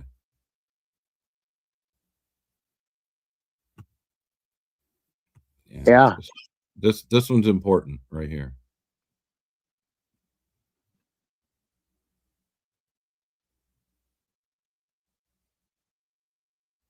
It's like your rights don't matter anymore.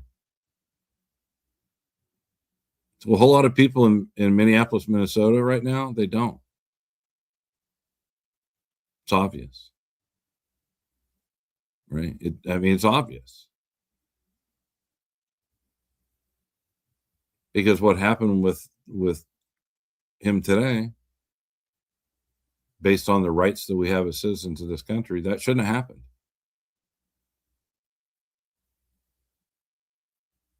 I mean, just so everybody's clear, the laws in this country do not allow law enforcement to kill somebody because they're in possession of a firearm. Those are the laws. They're just not allowed to do that. And yet here we are tonight.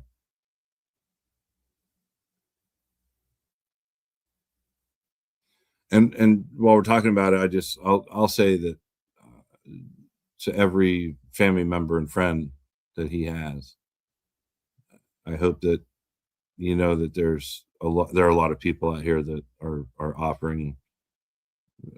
I'm not going to say thoughts and prayers, because that whole phrase disgusts me anymore.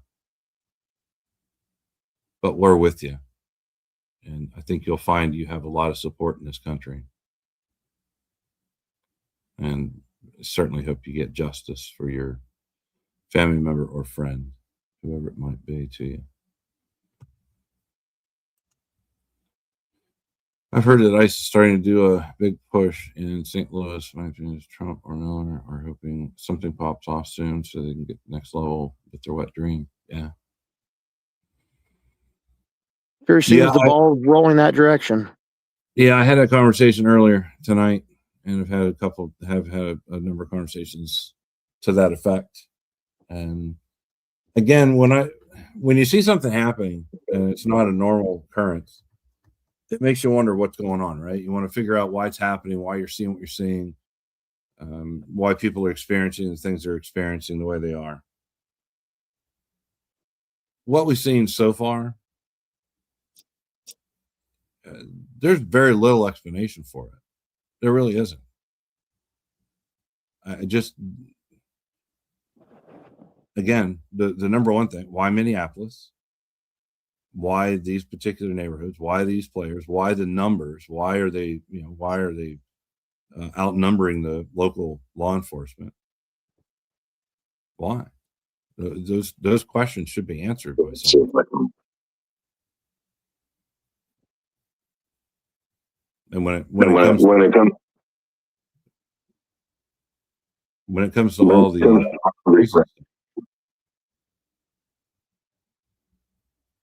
I haven't got an answer for hardly anything.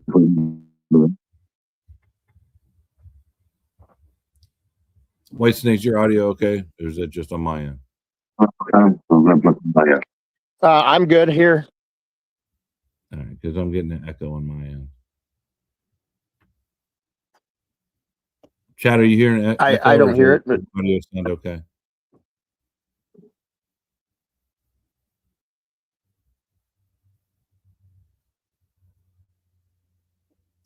Because occasionally I'm hearing everything I say in a delay and all that. Yeah, I think the consensus here is probably not far off. And again, if we're wrong, anybody that disagrees with it, had an echo, but it went away. Thanks, Kyle.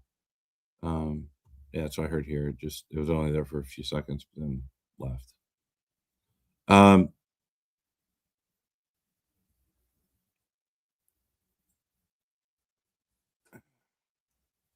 Hold on a second.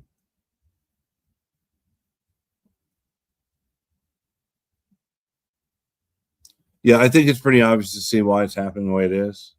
I don't like speculating about anything, but at the same time, when there's so many unknowns going on and such erratic behavior and activities and people are dying, you have to start to try to figure it out and try to piece things together. It's obvious that there's a political vendetta going on here because it's not my thought process. It's the internet postings that are going on by the people in charge, Trump and Miller and Noam and Bondi and all of them. They're all making the statements that we don't have to read between the lines. They're just telling it. They're making accusations about the government and certain people and players, and you don't have to guess for that part of it.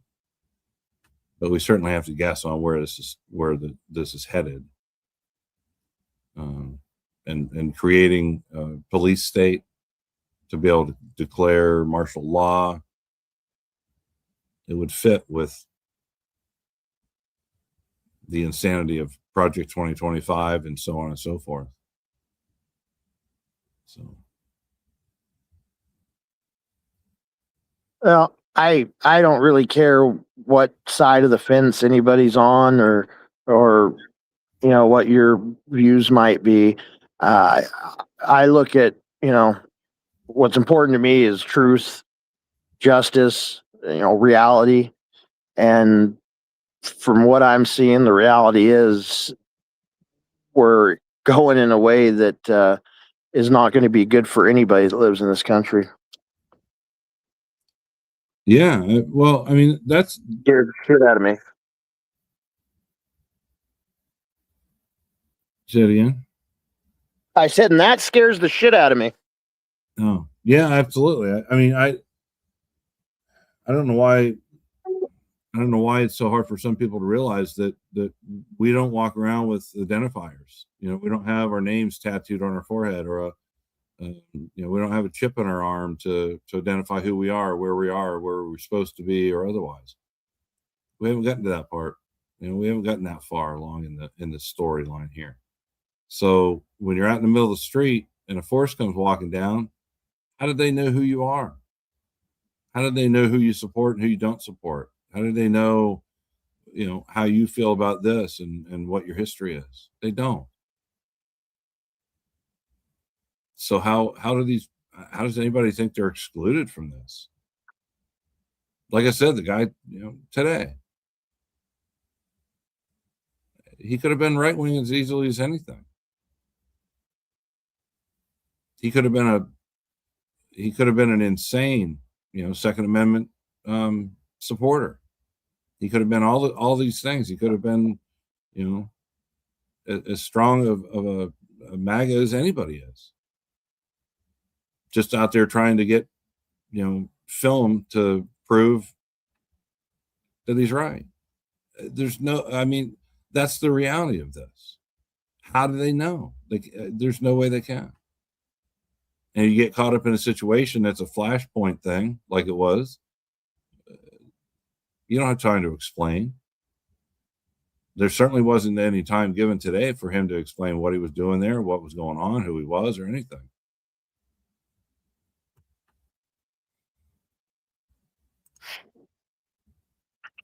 My uncle is as far right as you can get. He'd probably wipe DJT's butt for him, but he is even now says Looney Tune in office has come off the rails. Yeah, I've seen and come across a number of people that are slowly but surely changing their minds about things. And that's some people locally, and probably even more of an impact is I watched a video the other day where a half a dozen or so right-wing influencers were doing the same thing. They were pretty disgruntled. They were pretty upset over how things were going and what was happening. And I'm not just with this. There was other subjects that they hit on. But when you have the big time influencers saying stuff like that, there's certainly a change in the atmosphere, because that's how they make their money. That's how they make their living, their livelihood comes from that support that they give to the right. And to see some of them were pretty big names. That's an indicator to me. People are starting to maybe, just maybe, starting to pay attention a little bit more. It's funny you say that, because as you were saying that, I just got a message from a friend of mine that's a large influencer. I'm not going to say his name. I'm not going to say anything like that. But I messaged him earlier asking him a few things that were appearing to be true to me. And I just wanted to bounce it off him and get his opinion. And I I'm not surprised by his opinion, but it just confirms what I'm seeing and feeling.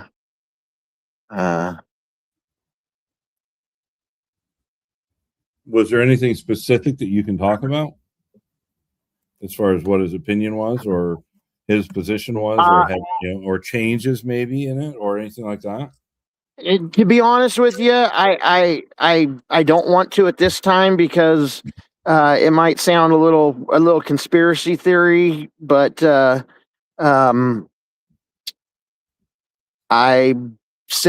say this: his finger's definitely on the pulse of what's happening. Right. And it looks like he appears to believe along the lines of what we were talking about, and kind of some of the stuff that Butch has been pointing out tonight. Right. I don't know if that helps at all, but I know I'm being vague. I apologize for that. You're being really vague. God damn it. We're detail oriented around here. Come on, spill the tea. No. Yeah, well, you know me. I don't like sharing private messages, because right.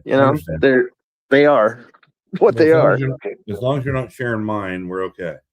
No, no. Oh, I think we're good there. Yeah. I just I can only hope that the observations are accurate, that things are really, to the point where it is starting to make some people really start to pay attention. And this could be happening for any number of things right now. The one influencer talked about a number of things, and none of them had to do with ICE or anything else. So there's other stuff that's going on that have kind of started to turn the tide. And I can tell you right now, if you get your big influencers rolling in the wrong direction, you got to remember what they do. And those people, like them or hate them, a lot of them are really good at what they do. They can change minds. So they better be careful. They don't want to lose that part of their base.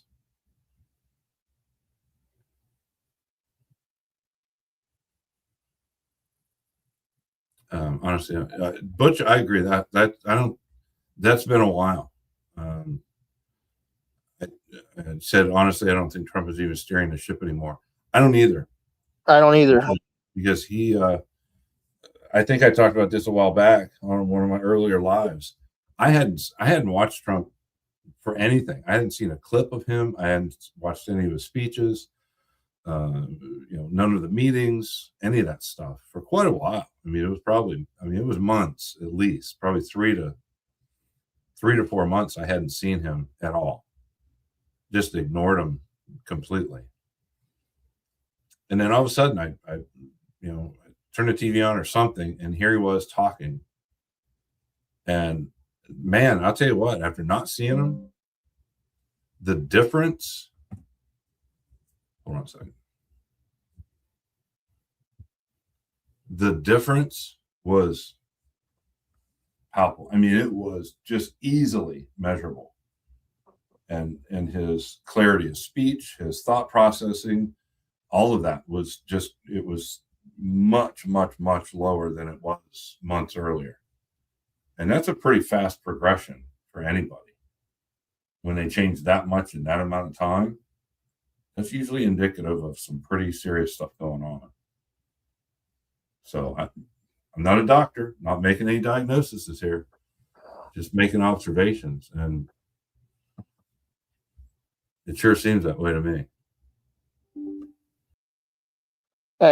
Chiara, he said, I'm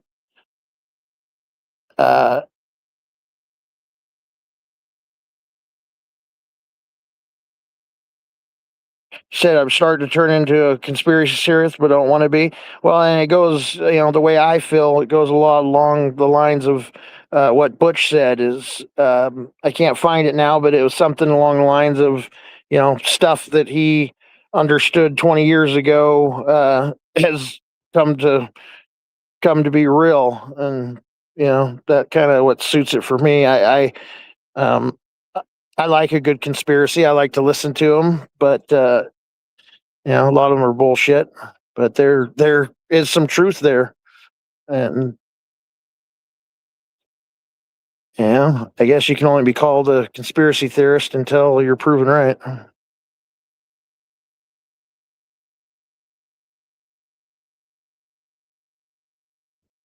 Uh-oh. It's just me. Oh, we're in trouble, chat. Shit. I might say something wrong and get canceled.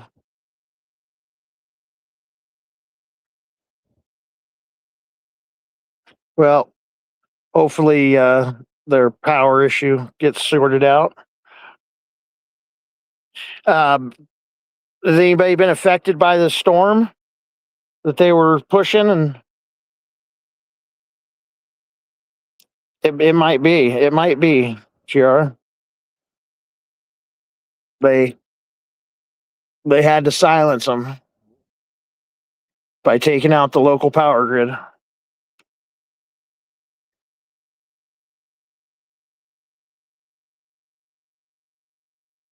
"24 degrees," Auntie M says. Oh man. Are you guys getting any moisture with it, Auntie, or is it just cold as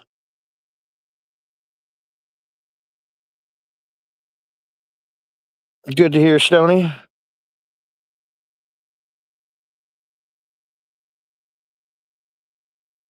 Yeah, that's pretty cold for Texas. Slidell, Texas.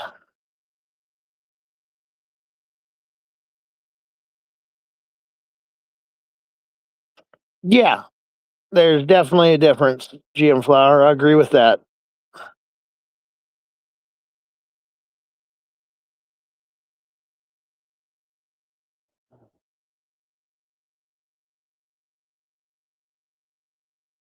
Yeah, okay. So yeah, you guys are getting hit with all of it.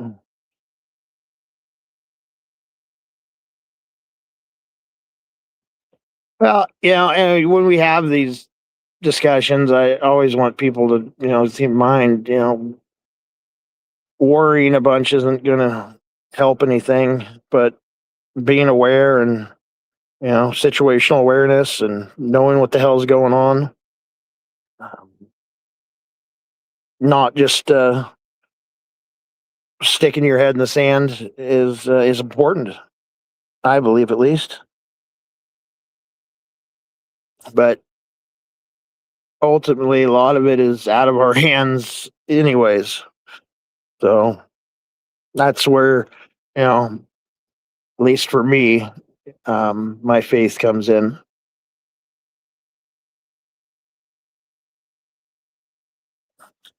-4 degrees. -4. Wow.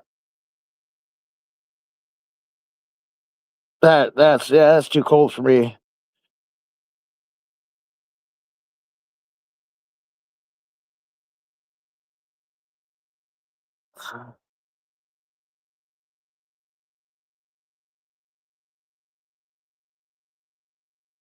Yeah, well, my personal feeling is the same people have been pulling the levers for a while. It doesn't matter what talking head or clown is presently having their strings pulled. Well, I hope everybody stays warm because that's way too cold. David, Can you hear me? yes. Holy crap, that was weird. Oh, we came up with the conspiracy while you were gone that they took out your power grid to silence you. Yeah, well, that could be true. No, I'm sitting here and I get a message that comes up and it says, your power's low. You may want to plug your device in. And I said, okay. And I clicked on okay. And before I could reach for the cord, the thing shut down. Ah, I mean, literally not even 10 seconds, maybe 5 seconds later, it just shut off. It was like, and then it wouldn't restart. So I had to restart it again to get it to come back on. Uh-oh. Now White Snake's out.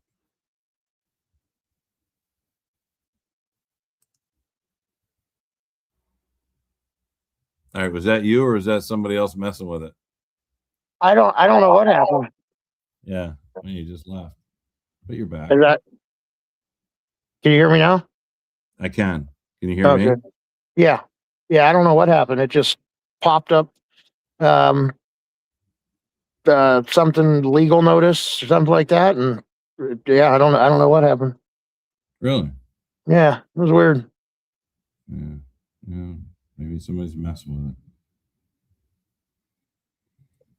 it. I don't know. I don't know either, but let's change it up. You guys going with the weather thing? Yeah, well, we started talking about the weather. Yeah, that's good. I mean, I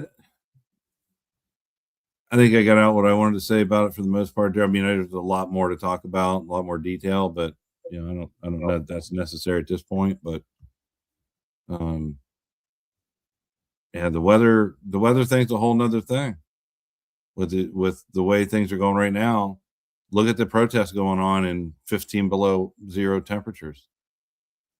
That's pretty impressive in and of itself as far as the weather goes. I thought it was supposed to get down to minus 41 with the wind chill somewhere in the Midwest. Fuck that. I agree. Our wind chills were about that last night, Sunday. I don't know what it is. I mean, right now it's actually warming up. Wind chills are minus 28. Lisa said the wind chills now are minus 28. The temperature actually was minus 12 before. Now it's minus 9. So it's warming up here.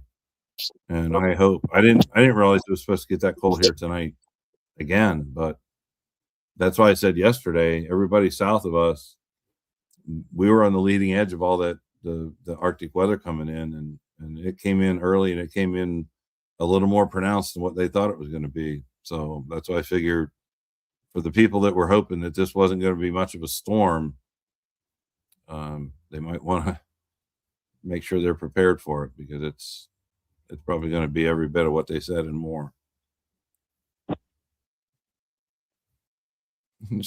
I love this. Someone is mirroring your phone. Wouldn't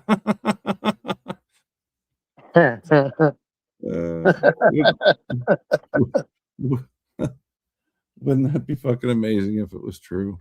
That would just be, I would actually love that. I'd hate it, but I'd love it. The mirrors have sleet on them. Yeah, that'd be poetic, wouldn't it? And yeah, I can sit here and laugh about that. Wait a minute. Friday morning was kind of chilly. It was minus 57. Wind chills were minus 57 for you, Butch, on Friday. Yesterday morning. Good Lord.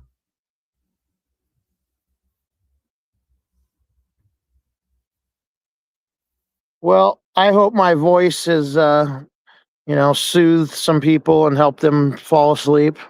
That would be a success to me. Yeah, we have no problem with that. Yeah, I'm here to help, however I can. Put people to sleep. Why not?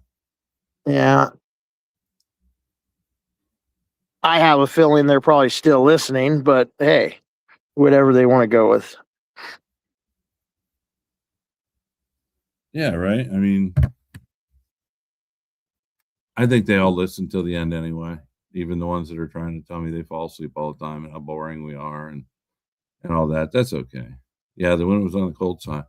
There is no doubt. There is no doubt it's been a cold one. And it's not over, just so everybody knows. Just so I understand ahead of time. This Arctic blast that just came in is going to mellow out, and then another one's coming right behind it. No, fuck my life. Yeah. So, hey, Is it Nancy, coming? what's going on? Hey, I'm kicking stuff. Now I'm mad. I hate the cold. So, how's it going down there? Like, let's see if you guys can see it. Yeah, we can see you. What's happening? Uh-oh. So my front, it's like sleet ice snow, so because this is usually all brown and green, so you Okay. can see the ice. My sidewalk is hotter, and then there's like I'm walking in it. There's like a little bit here. This was just frozen shut earlier. My car is frozen shut. You can see it's like nasty out. I mean, and you guys don't have any salt or sand trucks or anything like that, do you, for the roads? They did salt and sand on the freeways, highways, but they don't come do it in the neighborhoods. We can see your breath. Outside? Yeah, I can see your breath out there. Should I? No, okay. Maybe you should do the whole stream from out there.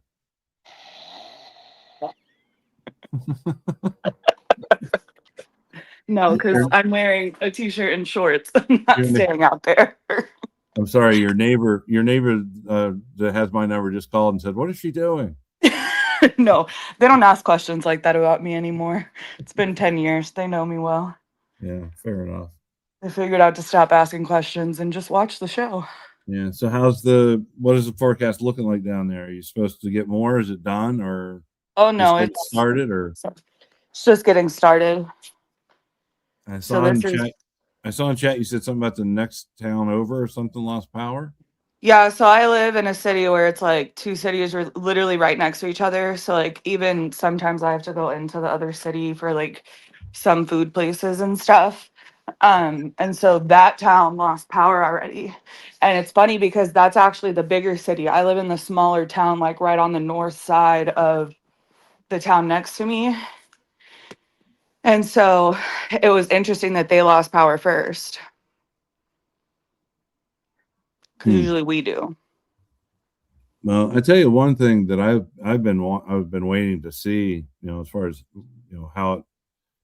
how it happens and what it comes down to is the ice, because they're talking about areas getting half to 3/4 inch of ice. Well, yeah, because it's been raining for 3 days. Well, I'll tell you, speaking from far too much experience, Lisa and I both,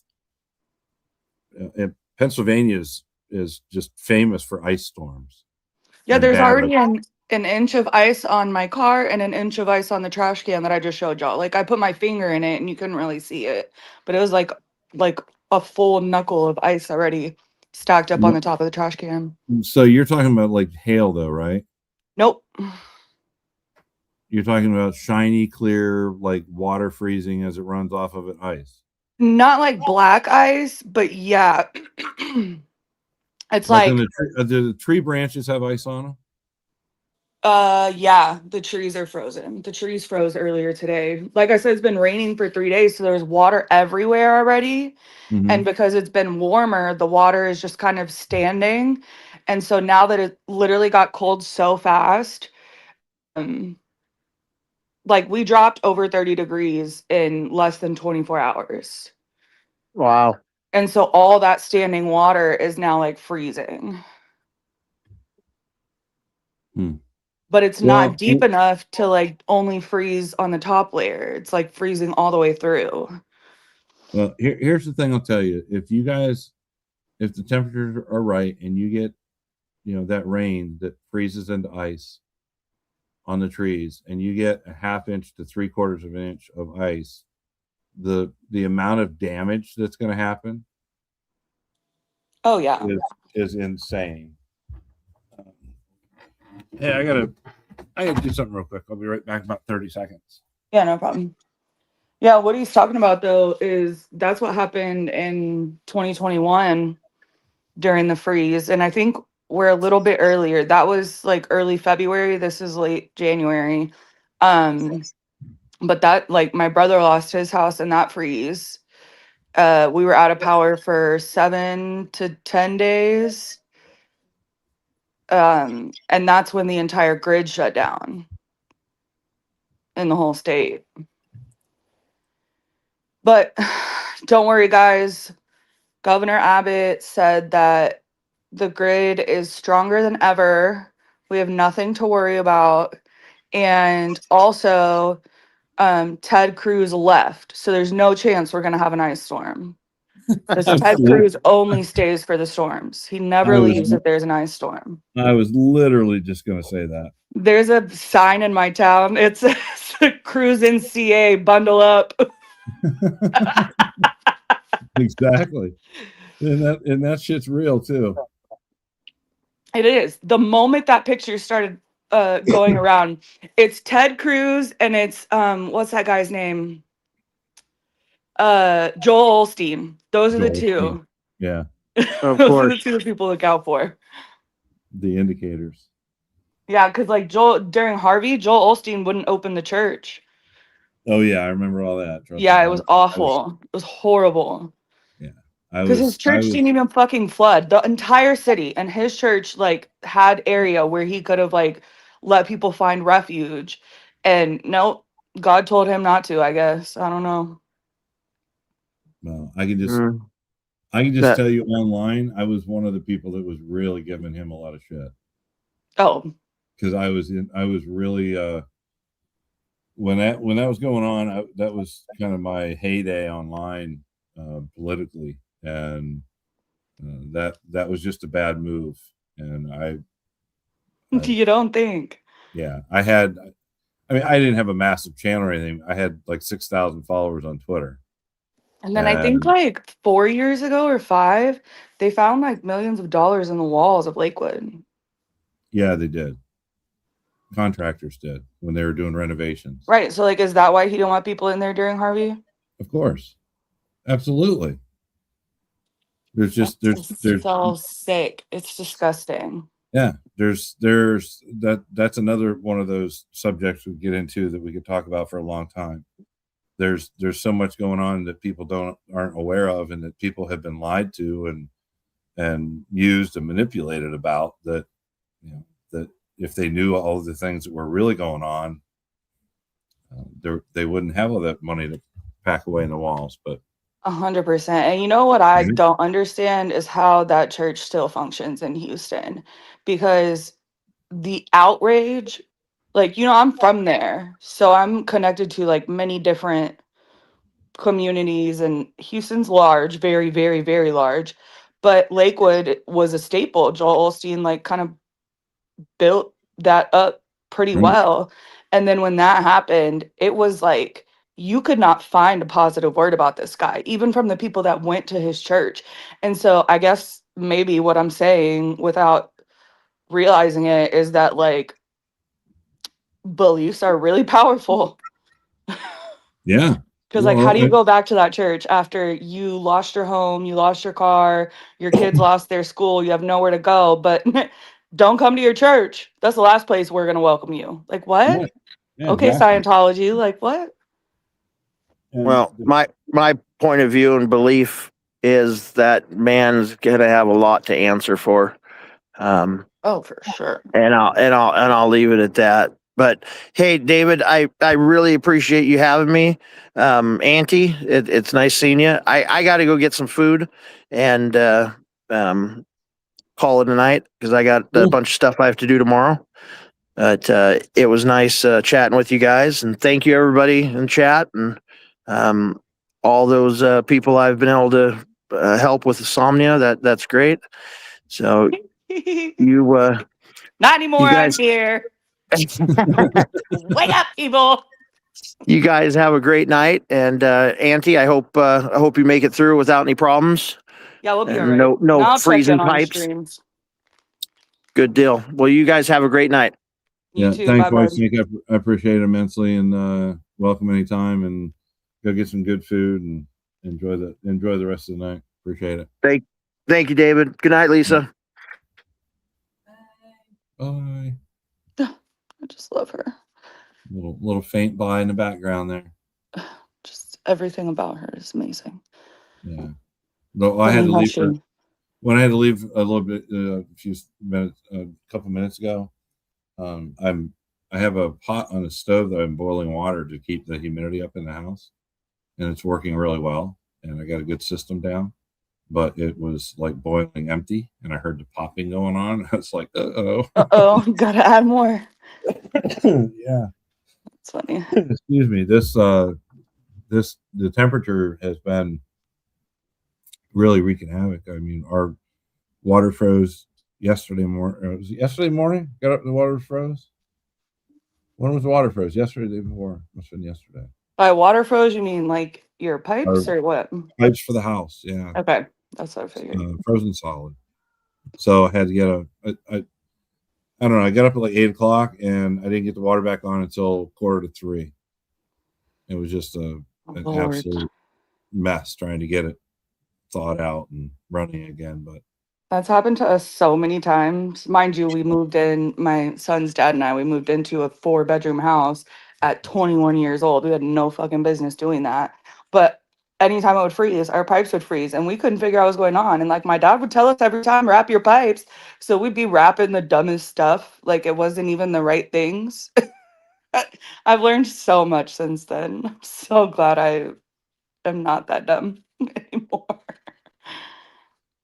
well, there is a lot to learn, no doubt about it, and you do get a little grace in learning and acquiring the knowledge to be able to do all that kind of stuff. But I'll just tell all of you, our water freezing was actually Scott's fault Always. because I had talked to him that evening and told him what the temperatures were. It was supposed to go down to 18 below and everything else, which it did. And what does he say to me? Leave your faucet open, let it drip. And I said, no, we spent $7,000 to insulate our foundation and everything. So we should be good. I said, we did it 6 years ago and we haven't had a freeze or anything close to it yet.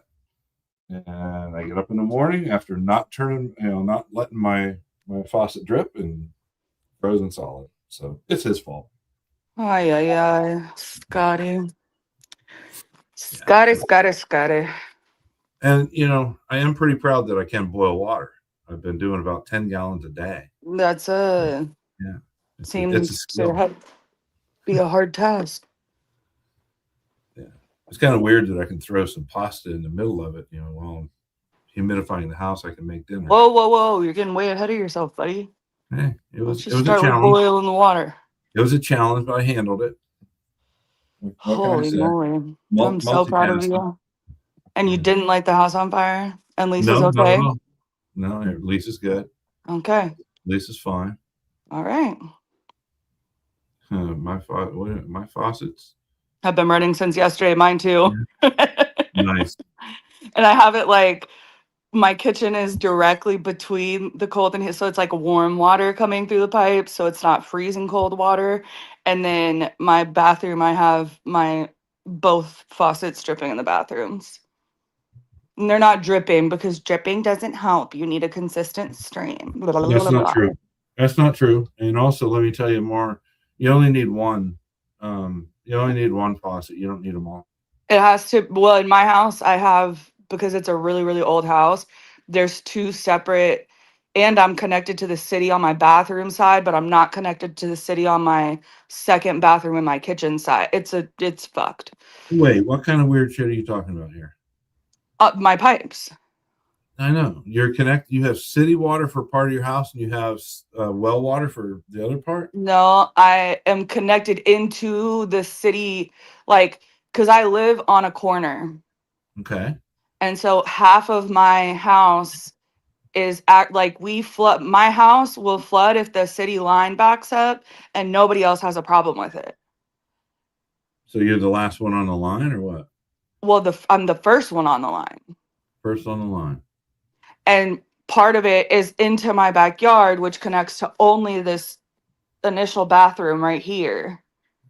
Because we added the second bathroom later and connected it to the kitchen pipes, which the kitchen pipes and that side of the house is on the original, is on the new piping for the. Basically, I sit on two lots. Everything got rezoned, so it's a separate set of piping for the second zone of my house. And the first zone is still under what the city has to do. So I had to completely redo all my pipes because they were too old, and the city had to do half of it, and we had to hire somebody to do the other half. It's weird. The property lines here are weird. I'm in a weird spot. It's taken us years and years to figure out how all this works. Yeah, that's very weird. Yeah. I don't know how to explain this without sounding like it makes no sense. It would be interesting to see that setup, that's for sure. Yeah, I don't think I've ever heard of that. I mean, 90% of my backyard was dug up by the end of it. So, wow. And I have a huge backyard. Yeah, I do too. So yeah, mine's all, we're just on a well and septic and all that. And yeah, no, we don't have wells. The part that froze for us was just the part where it comes out of the ground under the house and then goes into the house. That's about a 4 or 5 foot section that made it freeze, and how far it went beyond each end of that, I don't know. But yeah, it took a lot to get it to finally go. Yeah, but it did, and none of the pipes broke, which is the amazing part. oh, none of them broke. That's awesome. They just froze. Just froze. And I mean, I've got heat, and here's the crazy part, just so everybody knows what 18 to 20 below can do. I've got a heat tape plugged in for all of the exposed pipe that's running constantly year round. wrapped pretty heavily, and then I have about 6 inches of roll insulation wrapped around that to, from the ground all the way to where it goes into the house, and it still froze. Is the roll installation, is that the stuff that looks like a pool noodle? No, that's What's pipe that wrap. stuff that looks like a pool noodle? Pipe wrap is what they call that. So we have that, and then we have something else. But okay, here's another crazy thing. We own the house that I live in, and we also own the house across the street because my uncle died. And his pipes on the back of his house are exposed. They're not like in the ground like they are in every other house in this neighborhood. And his house is also like lifted, like it's on a, I don't know, like cinder blocks. I don't know what it is under there. I've never been under there. I have no interest in going under there. But there's a crawl space under his house, and like we've had to have it leveled and like what is it called? Re-fortified, re-stabilized, I guess.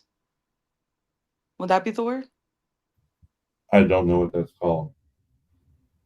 Like if you walk through a house. You had to redo the foundation. No, it doesn't have a foundation. Well, it does, but if it has a crawl space, it has a foundation. Huh. I need to go investigate. Yeah, all houses have a foundation of some sort. It might be a slab that it's sitting on. That's what I was gonna say. I think it's just like a slab, but it's like lifted up off the slab, and then like they can go under there and like restabilize the floor because it's wood floors. And so Yeah. sometimes like they'll bow and like the whole house will shake because I'm 220 pounds. So like you take steps and the whole house shakes and it makes you feel like you're 700 pounds, Yeah. And so they'll restabilize it. But I don't know what that's called. I don't know anything about it. But anyways, his pipes are exposed on the back, and that is our problem child. That thing freaking busts every freeze, except for the last 2. So wrap it better. We wrapped it. We've replaced it. We replaced it with like What temperature? insulated pipes. What's the temperature? It can't be below 0. No, Well, just get heat tape and then it gets do down to what I like just the talked about. teens. Get heat tape and then wrap, have that plugged in, and then wrap it with standard fiberglass roll insulation. You could even put the pipe wrap around it first, then put the insulation around it, and make sure you seal that so it's kind of airtight, and it should never freeze if it doesn't get below 0. Okay. Yeah, that would do it for that. Make sure you keep this video public so I can clip that. Yeah, absolutely. Absolutely. I'll send you a picture of what I have for mine, because what I have for mine, if it doesn't go below I should 0, never need anything like that, but no. But I'm just saying, if you're having a problem with it freezing, you do that, you won't have a problem with it freezing ever. And the other thing is, if it's exposed, you can how much of it is exposed?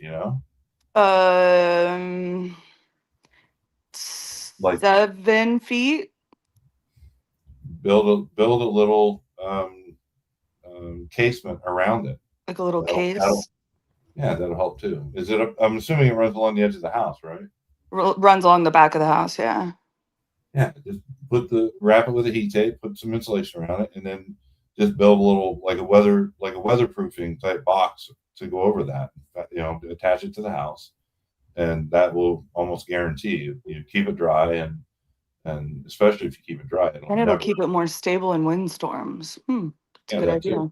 That too. Yeah, I live in Texas. We have like every single kind of weather ever here now. Mm-hmm. It's ridiculous. Yeah. I was on the phone with somebody from California once, and it like a really big crack of thunder came, and they were like, "What is that?" And I was like, "Oh, it's just thunder." And they were like, "Are you guys okay?" I was like, "Yeah, dude, this happens all the time." Wild. Yeah, we're just we haven't had 18, 20 below. I can't remember how long ago it was.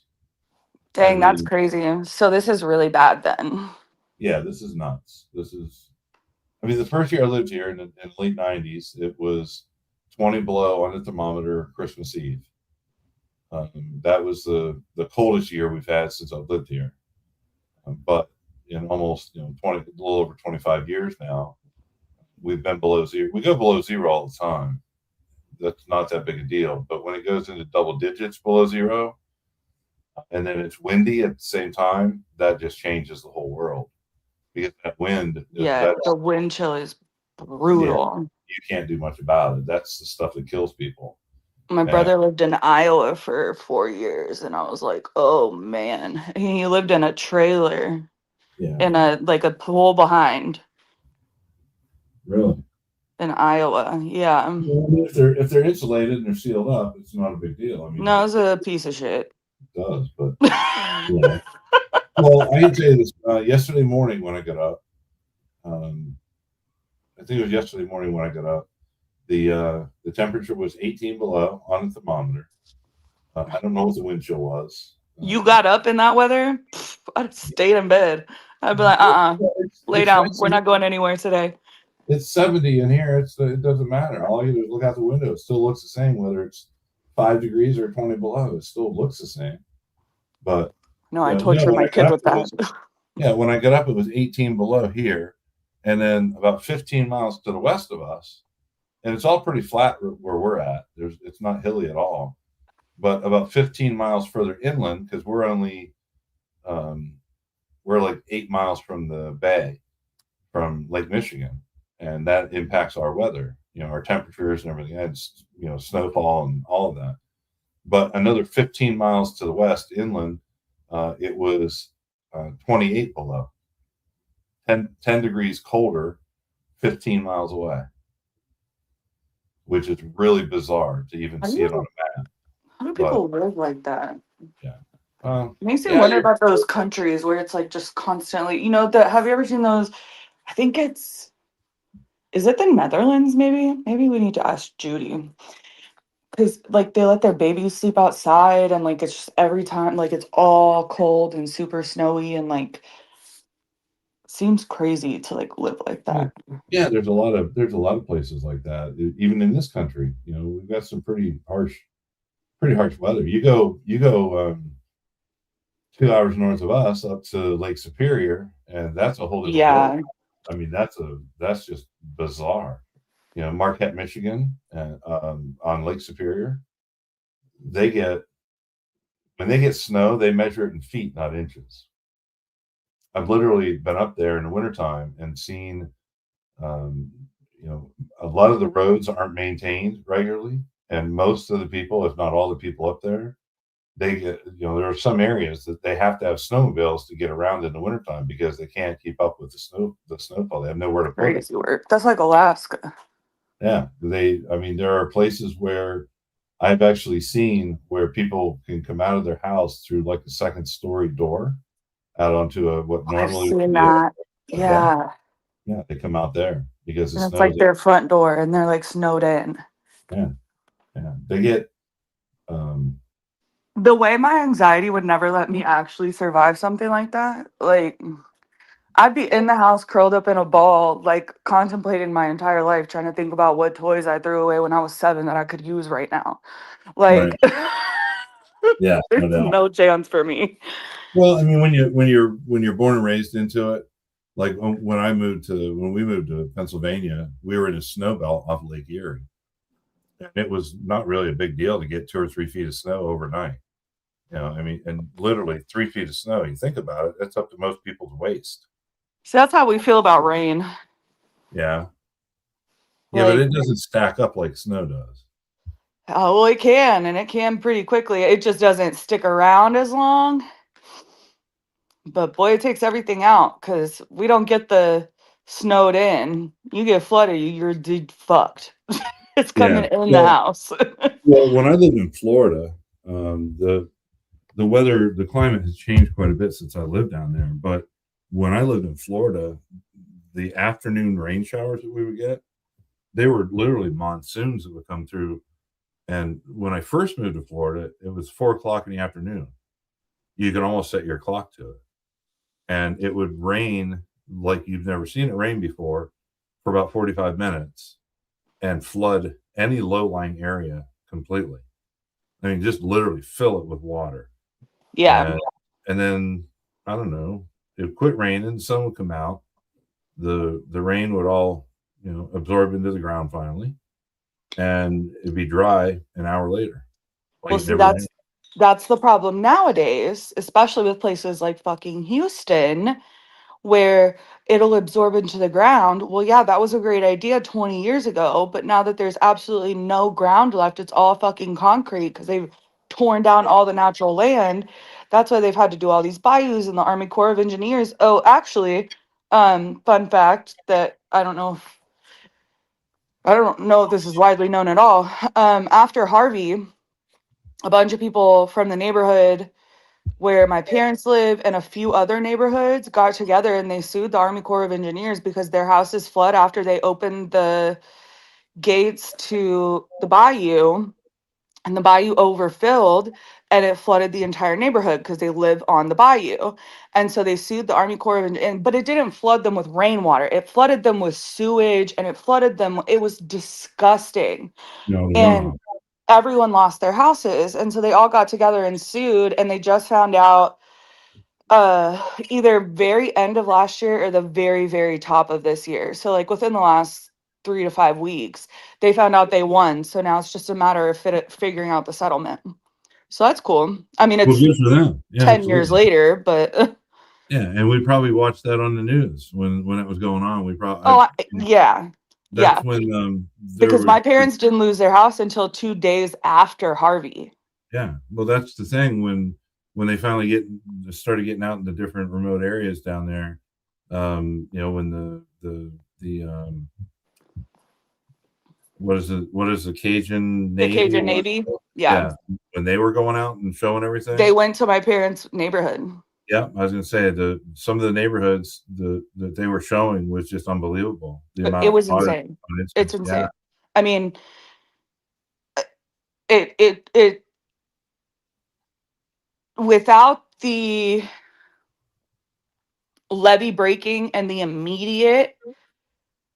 uh immediate emergency, it rivaled Katrina, because Katrina turned into like a really, really fast emergency because that levee broke in multiple places.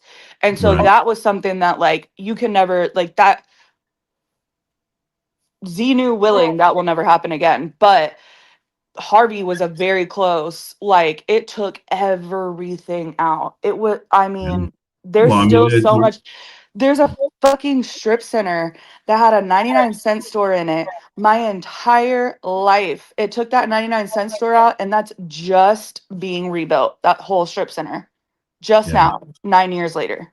yeah, it's crazy. I mean, well, I mean, just the track of that storm was Mhm. insane compared to what any other hurricane was like. I mean, what that storm did, just no one could have predicted it was going to just sit there and just destroy, you know, No, it what was was like insane. 8 or 10 inches an hour in rain. I mean, that's just, and for how many days? 2.5 days or whatever it was. It was crazy. Yeah, it was 3 days of like 8 to 10 inches an hour with hurricane force winds. And then the 2 days following that is when these sporadic neighborhoods started getting flooded with sewage and stuff like that from the houses that flooded into the rainwater, because obviously the pipes have nowhere to, everything's full of water. So yeah, the sewage is coming up into the nasty flood water. And then Yeah. they release all that flood water into these sporadic neighborhoods that have bayous placed strategically throughout the city for situations like this. But because it was so big and nobody fucking prepared for it, and the Army Corps of Engineers really fell flat, like honestly really Right. fell flat. And so I know there's like 6 or 7 suits against them from this, and I just know the one that my parents are involved in, you know. Right. Well, I mean, And even that's the Houston, other thing. Roxy said Harvey didn't move. It just fucking sat there. right? Like it just sat, and it was like, okay, like enough. Like we have 18-wheelers that you can't see the top of anymore. I think we've got enough rain. Like, Yeah. whoo, I-10 is all of a sudden not an overpass. Like it's just on the Well, I mean, water. the fact that it came in off the Gulf, and then when it made that little tight circle, and it took 2.5, 3 days to do that, and then when it came back out into the Gulf, it was only like 40 miles from where it came in from. It's just so It just insane. it was bizarre. I mean, even Houston, you're talking about all this issues with the runoff and everything. Houston, I mean, hell, they No, they had that's where my parents live, is in Houston. yeah, well, they had. I mean, there were some areas of the main interstates there that had 15 feet of water standing on. No, they had like 20, 23, Wow, I think, at the highest. Yeah, because that's there's, nuts. I think crazy. the best representation is at the Beltway and I-10, and a lot of you guys won't know what that is. So if you want to look it up, Beltway and I-10, it's the Memorial City area in Houston, Texas.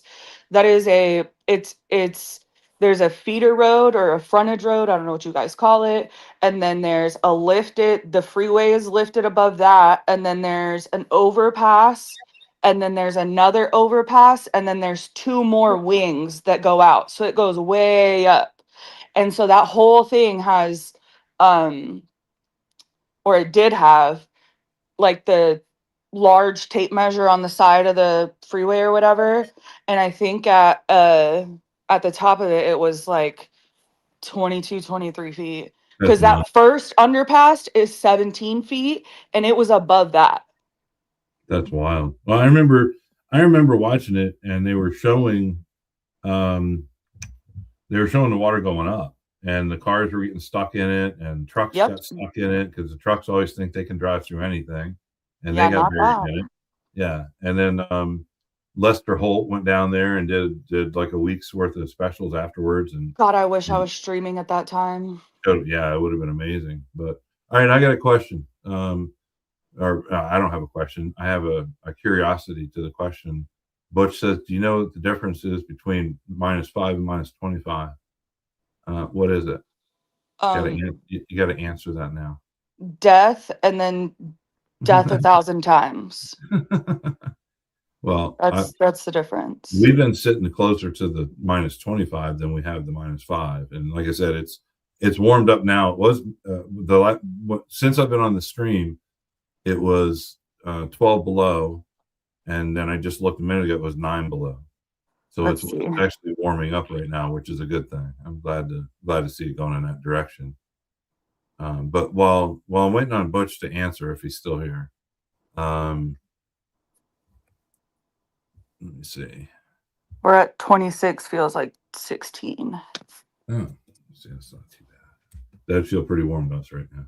I've got Till Dirt says, It I will got wiggle family back. in Sault Ste. Marie on both sides of the border. I've visited, but I'm not built for the winters. Yeah, Sault Ste. Marie, you better be built for winters if you're gonna live there. Because I like Butch. Sorry. there is no, I've said the same thing. I was wondering what the answer was going to be. Here's my take on that. And when you live in a climate that you experience this all the time, the people live in it will know. You've got like 3 different temperature grades to deal with. Above freezing, so 32 and above. All the way up to whatever 90, 100 degrees. You can tell. But when the temperature drops below freezing, when it goes to 31 degrees, you can feel the difference. Between 32 and 40, it feels the same. But from 32 to 31, you feel the difference. And then from 31 down to 0 or maybe 1 degree, all feels the same. But when it drops below 0, that's when like the hairs in your nose freeze, and you feel it in your eyeballs, and clothes that you thought were warm aren't warm anymore, and stuff like that. And I agree 100% as far as 5 and 25 below. There really isn't any difference. The only factor that changes it is if the wind's blowing. Then you start dealing with issues like like when I was out working on the water line, you got to cover your skin. If you have uncovered skin, when you reach a certain point below 0, it only takes 10 to 15 minutes for your skin to freeze.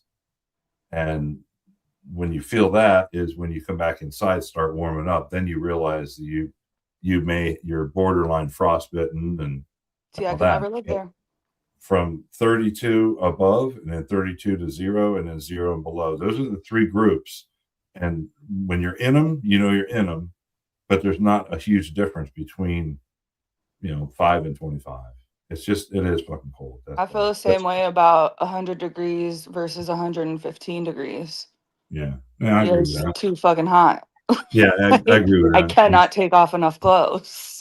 Yeah, I experienced that in Florida too many times. Plus the humidity and everything else just makes it even worse. Yeah, but Florida people don't get it, man. Florida people don't get it because it's a peninsula, it's a coastal state. So it doesn't matter how hot or how muggy or how humid. Sure, you're going to sweat, it's going to be hot, but you still have the ocean right there. So there's still some sort of reprieve. In Texas, it's just land and sun and fucking UV rays. And you can't get in any water because it penetrates the water, and you can't stay in your house because you can't afford to air condition it, and like it's so hot. It's, oh my Yeah. god.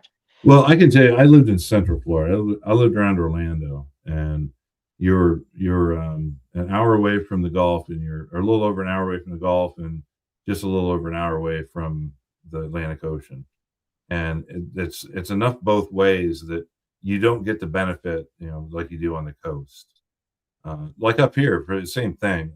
If people that live on Lake Michigan, which is 10 minutes from my house, they don't need air conditioning because in the summer there's always a beautiful breeze coming off the water, always.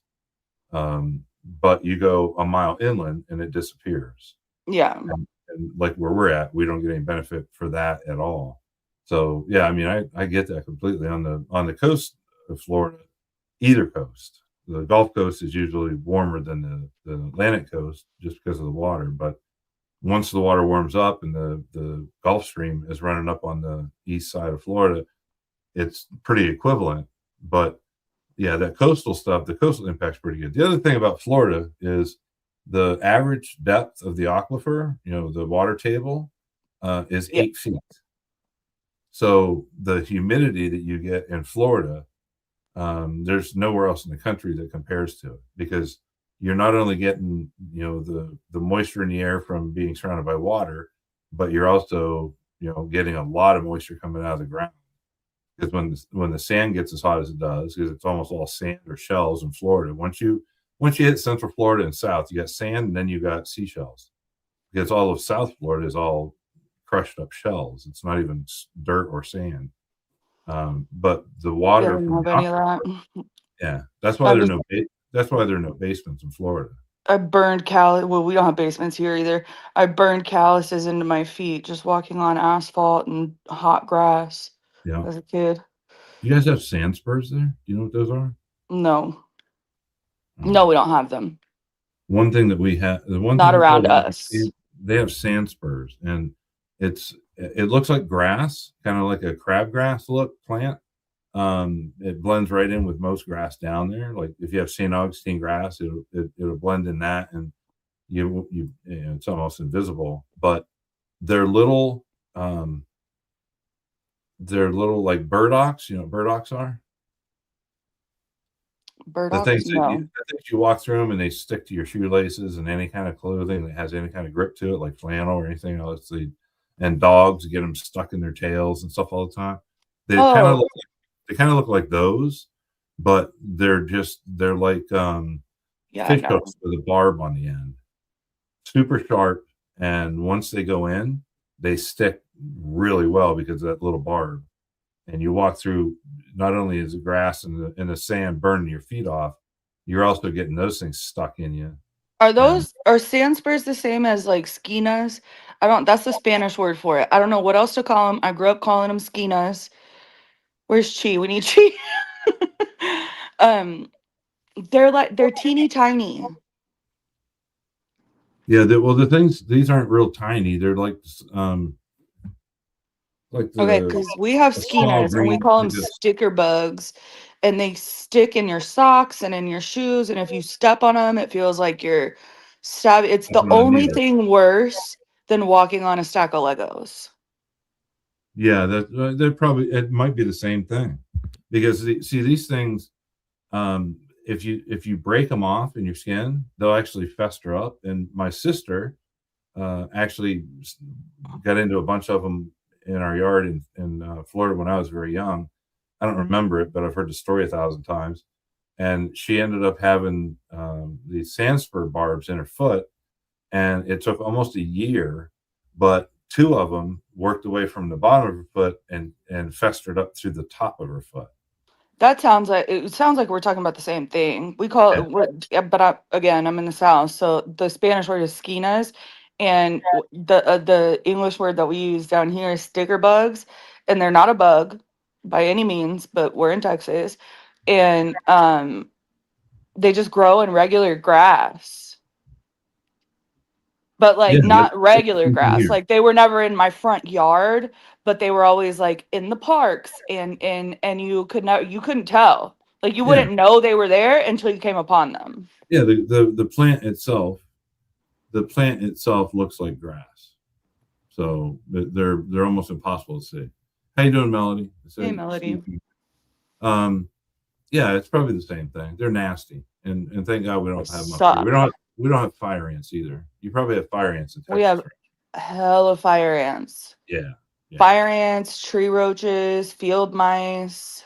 Yeah. Thank you, Brazil. I think they came from Brazil or Portugal initially on the cattle ships. Is how those came to the United States, because they're not native to this country, but they sure are taking over. They're starting to spread up the East Coast now. What did? Fire ants. Oh yeah? Yeah, they initially came to the United States from, I want to say it was Portugal. We did a lot of cattle trade with Portugal, and That when they explains bring why the they're in ships over- Texas. Yeah, they would bring the cattle over, and the fire ants would be in the dirt in their hooves and everything else, and they eventually were transplanted, and now Florida is infested with them, just Yeah. like boa constrictors. I would say we're probably infested too. Yeah. Because I mean, at any given time of the year, cold, hot, or indifferent, there's an ant pile in my front yard. And I can tell the difference between a fire ant pile and a black ant pile at this point. Sure.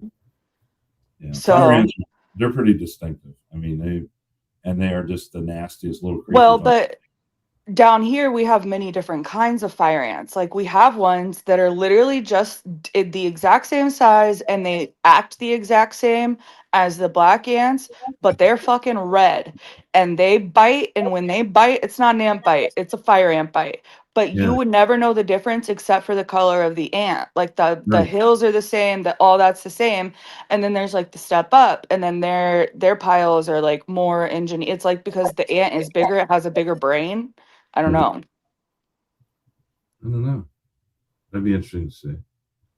Yeah, the there's fire many ants, kinds. fire ants in Florida are they make mounds that protrude upward above the ground and even higher than the grass a lot of times, where regular ants tend to go underground more so. But fire ants don't care; they like the heat, so they stay above. Most of them stay above ground. But my nephew, when he was still in diapers, was out in the yard and he sat down on a fire ant mound. Ended up having to take him to the hospital. It was so nasty because Yeah. fire ants, when they bite you, it pusses up really bad, and Yep. they have a lot of toxins in And them. you're super, super, super, super susceptible to staph. So susceptible to staph with a fire ant bite. Yeah, they're insane. The toxins in them are just wild. And then the other thing they're good for is I used to fish a lot when I was down there, and I caught this really big alligator gar, and I had a brilliant idea that I was going to clean the head off and mount the head in a weird mount. Anyhow, what I was going to do was not a big deal, but my idea was to put the head on a fire ant mount, and they would just clean it right to the bone. I mean, they're just vicious when it comes to how to For eat. sure. But it was almost done, and I went out there to get it one day, and it was gone. So something took it from the top of the fire ant mound, and I'm thinking, whatever took it, I hope you got a nice surprise when you took it home with you. It was probably a velociraptor. Yeah, something. It could have been. Might have been. They have those two. Yeah. We do have dinosaur. I know they're native to wherever you're at. So They do have dinosaur land or dinosaur world in oh my Florida. god, did you guys see that they unearthed another long necked dinosaur? No. Well, I have an 8-year-old, so that's probably why I'm like, oh my god. But yeah, it's In the US or somewhere else? it's in the US because my son's been there with my parents. It's like a national dinosaur park. Fuck, I can't think of the name of it. I believe it's in Utah. Yeah, I was gonna say I know there's a couple. There are a couple places out there. There's actually a show that they had on TV for a while that featured all that and the diggings and the Hold on. discoveries and all. It was pretty I thought one of them was in South Dakota, somewhere like a Badlands area or something like that, but I don't recall. And then one of them was up more in the mountains, so probably the same one you're talking about. Come on, bitch. Well, it's kind of like our where we live right now. Like I said a little while ago, it's kind of flat around here, and there's not much of a change in elevation from Lake Michigan to the west for probably 25 miles or so. It's pretty flat. Where we live right now used to be sea bottom. This all used to be underwater in a sea. I forget what the era is called, but I actually have rocks that I built a retaining wall with on the east end of my house. And all of the rocks are like big flat rocks, and they all have fossils in them. Really amazing looking fossils in them. And those come right out of the fields right behind the house, cornfields. When they clear the rocks out every spring, they made a big rock line, and a rock pile in the tree line. And that's where all these rocks came from. And then I found out that this all used to be underwater, 1.5 million or 2 or 3 million years ago, whatever it was. Dang. Yeah. Okay, Great. I found it. That's crazy though. Where is it? It's in Utah. It's new dinosaur fossils excavated at Dinosaur National Monument. National Park Service made an exciting announcement Friday, just after September 2025. Recent parking lot construction work in Dinosaur National Monument revealed previously uncovered dinosaur fossils near the Query Exhibit Hall, marking the first fossil excavation at this location since 1924. The fossils belong to a large, long-necked dinosaur, most likely a Diplodocus, which is common in this bone bed.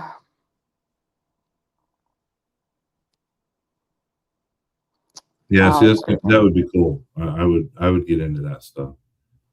Yeah, it says this location has not been excavated for fossils since the original excavations at the site ended in 1924. Historic excavations were led by the Carnegie Museum from 1909 to 1922, and from the Smithsonian from 1923 to 1924. Oh no, in 1923, University of Utah in 1924.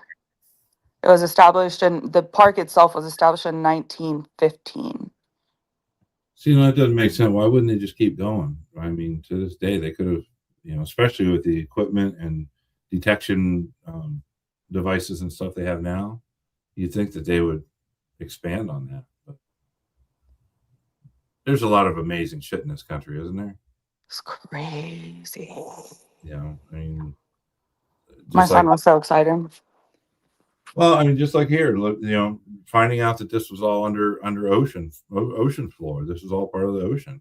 Mm-hmm. It was like, that was so nuts to even think about that. But the more I found out about it, the more it made sense. And to the west of us, about 50 miles, they have an agricultural zone that runs for a long way. It's probably 10 or 15 miles wide and runs 75 to 100 miles long or 200 miles long or something like that, the central part of the state. And what it is where the glaciers, when the glaciers move through, it left these silt fields, and it's all just super fine dirt, and there's no rock in it or anything else. It's just the silt that was left from the glaciers moving through, and now it's one of the best agricultural places in the state. And Florida has the same type of thing. They call them muck farms down there. It's the same type of dirt, real dark black dirt, and there's nothing else in it. It's just this real salty type dirt, and it's in Zellwood, which is just east of, or just west of Orlando, like northwest. Yeah, we And, ain't got none of that shit here. yeah, We just got real old fashioned sun dried dirt. yeah, sounds like it, and a lot of it. A lot of it. A lot of it. I was gonna say something. What was I gonna say?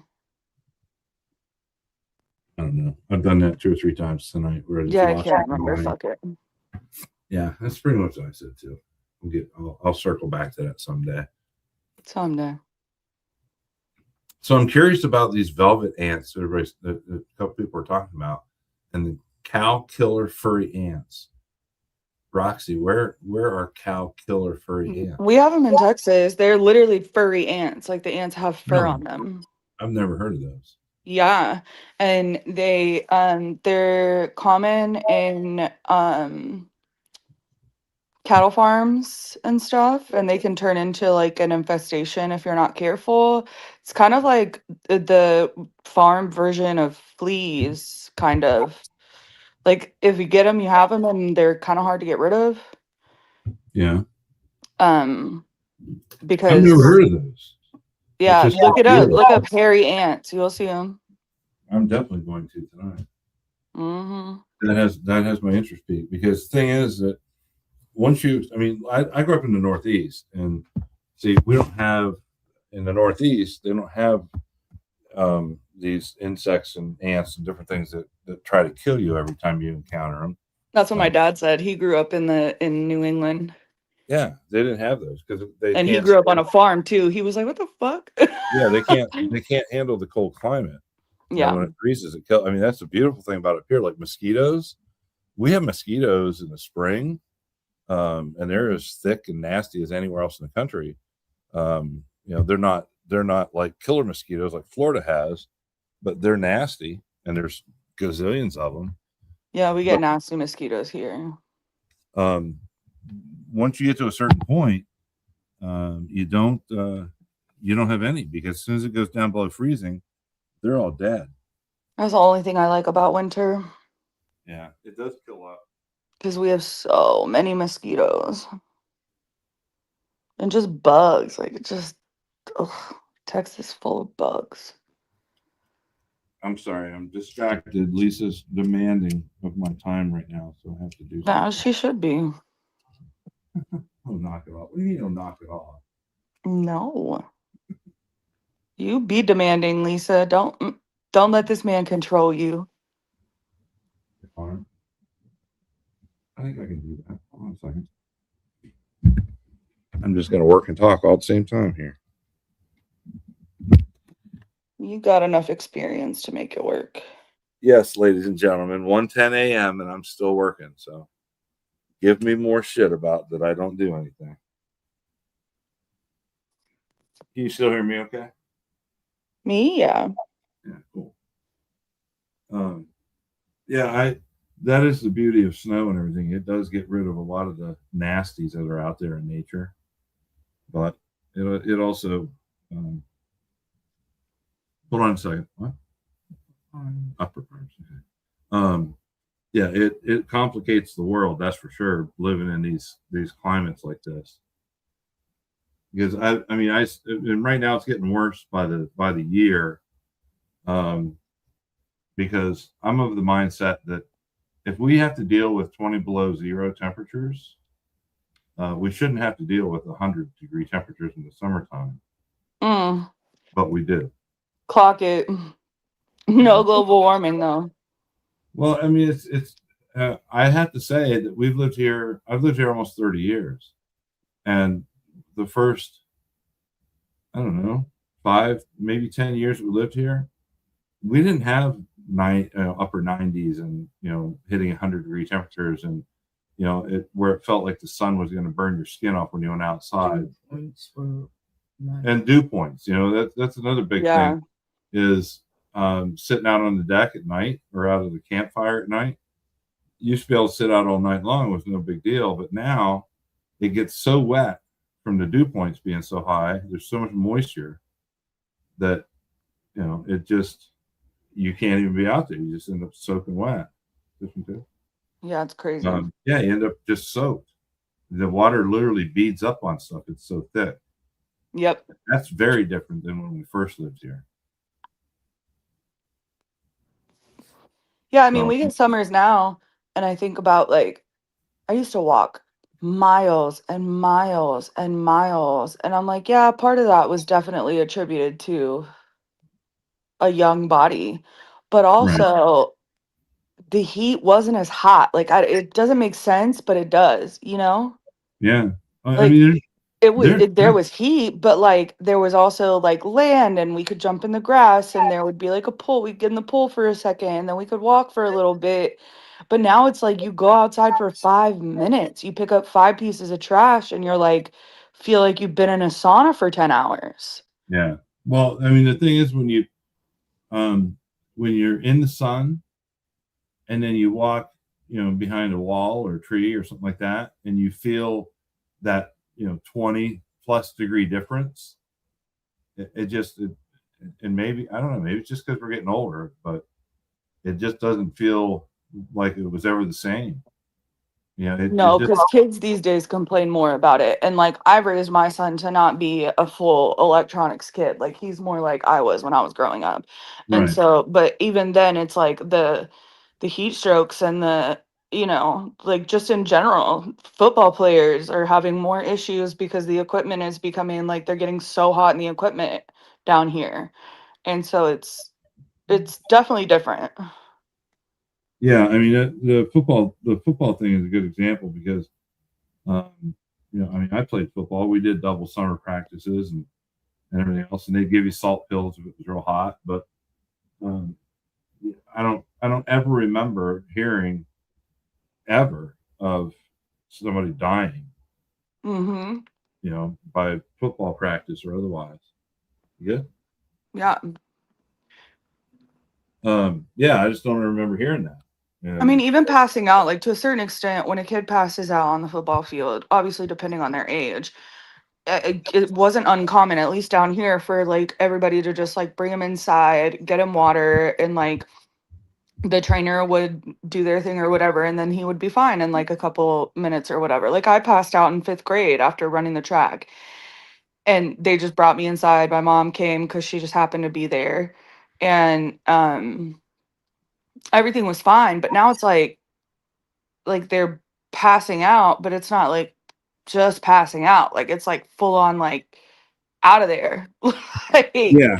it's crazy. Yeah, like heat stroke and stuff. I mean, full out, medical emergencies. Yeah. That's what I'm saying is like now like ambulances are needing to be called, and like there is no like certified staff on campus that can deal with situations that are that extreme.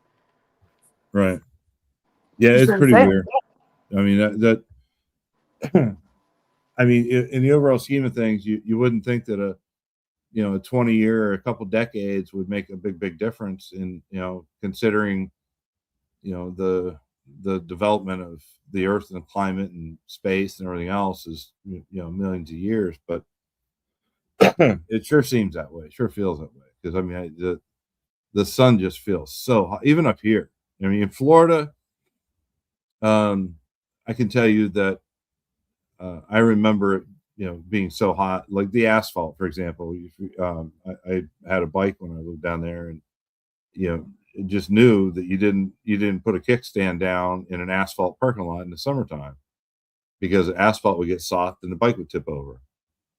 That was never. I had motorcycles in Pennsylvania as well before I went to Florida, and it was never even a thought process up there.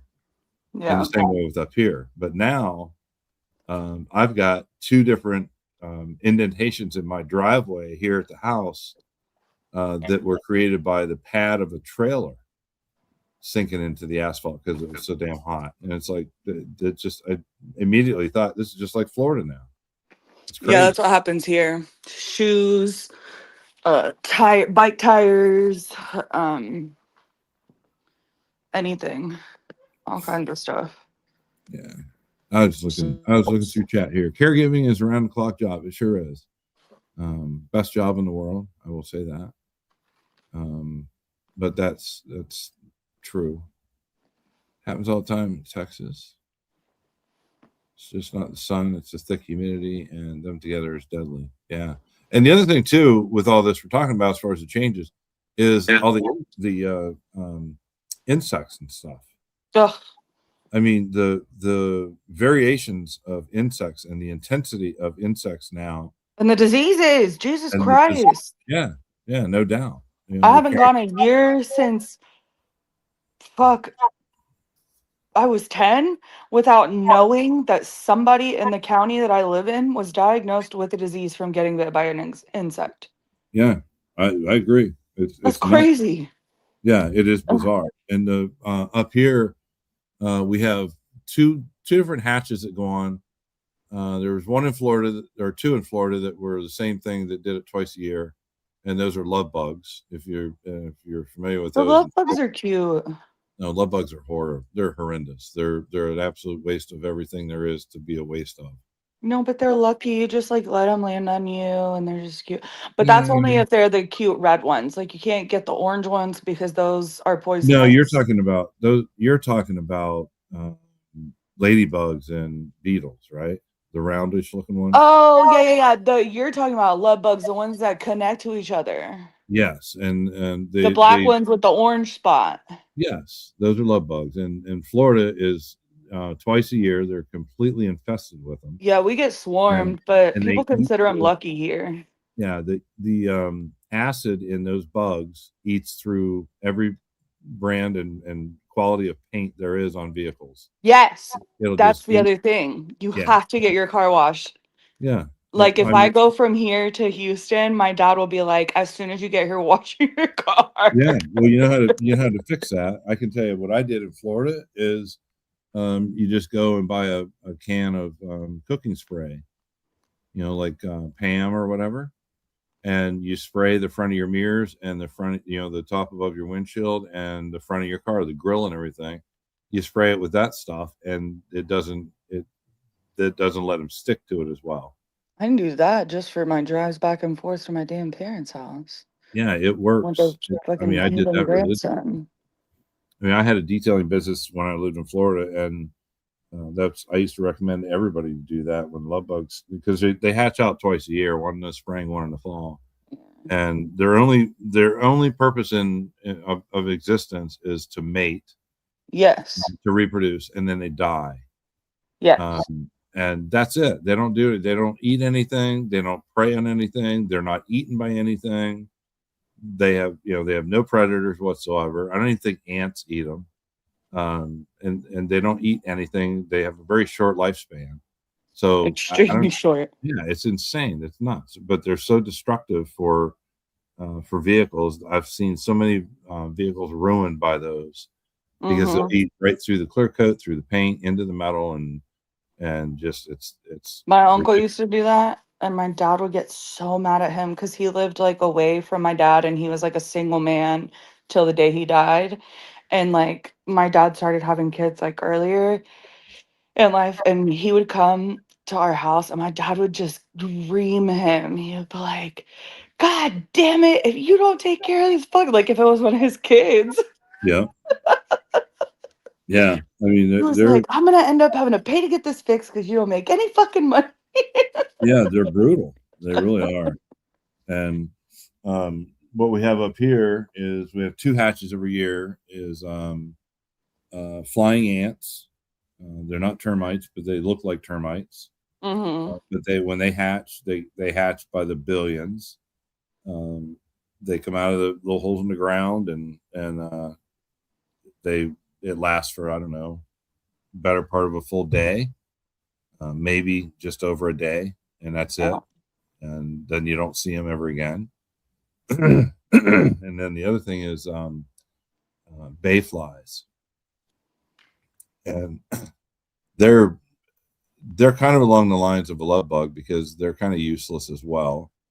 The only thing I will say that they have benefit is the fish eat them, because a lot of people they'll tie flies that look like a bayfly, and Mhm. they'll go fishing with it. But when they hatch, you have just big black swarms of them. We were driving down from Escanaba one day, and it just so happened it was the day that they were hatching. And these things cover everything. They cover cars, trucks, houses. You go to the gas pump, pull in to get gas, and the thing will have 5,000 bayflies on it, because they hatch out, they fly around, then they land, and then they Uh-oh. pretty much die where they land. But those are the only things we have up here like that. Everything Yeah. else is fairly normal, but some of the weird little prehistoric looking creatures that they have up here, it almost seems like they're evolving. Like green flies, biting flies like cattle flies. Mm-hmm. Those are nasty. And then we have this other thing that never used to be here, but 2 hours north of us on Lake Superior. I forget what these things are called. Some people call them no-see-ums, but it's not the same thing as what I know as a no-see-um. I've heard of that. Yeah, but these things up there on the shores of Lake Superior, they call them flying teeth. And if you look at them, like under a microscope, like 1,000 times zoom, they are just treacherous looking little beasts. That's they're nuts. Looks like something out of a horror movie, but they bite you, and they're really, really tiny. But when they bite you, they draw blood, and you have like little drips of blood running down, and they're extremely toxic. Can you hear this? Hold on. Sort of like a staticky sound. Yeah, it's raining ice. Oh, nice. It's not hail though. I mean, I guess it kind of is here. Because, oh God, I look awful. Don't look. We're not looking. It's like you can't see it, but you can hear it. So Yeah, I can hail definitely is hear never it. like that here. It sounds kind of like the wind blowing on the speaker, but Yeah, I can but definitely it's hear the sound. raining ice. Wow. And it's 25 degrees. This is crazy. I'm gonna turn this fucking camera off before I expose myself. Jesus. Yeah, don't do that. No, I didn't have glasses on. Y'all saw my eyeballs without the cover. Wait till Taylor goes live. Go on his and expose yourself. Don't do it here. Taylor would encourage her. GM Flower, you get the prize for the night because you know what grapple is. Most people have never heard that word and don't know what it is. Of what? Congratulations. GM Flower says it's grapple, I bet. Yeah, whatever that is. Grapple is between hail and snow. Yes. And it looks like little hard chunks of snow compared to icy looking chunks And of they're, hail. but they're And almost they're like reflective. They're white, not clear. But is the white like reflective? I don't know about reflective, but they could be if they're damp enough. Because like hail in Texas is typically very solid and white. This is not that. Well, hail can be clear just like an ice cube. Most places get hail, it's clear like an ice cube. It looks more like pieces of ice. Must be nice. We get fucking rock size, tennis ball size hail, and it comes down looking like a goddamn meteor. Yeah, I had that in Florida a couple times, and then following the storm chasers like we did for so long, we got to know all that. And then you got gorilla hail, which is softball size hail. We've had that in like Dallas, Denton area. Yeah, I've seen and it. My best friend, when she was in college, she went to college up there, and she had this thing, and it was essentially just like 50 pool noodles like zip tied together, and she would put it over her car before hailstorms Yeah.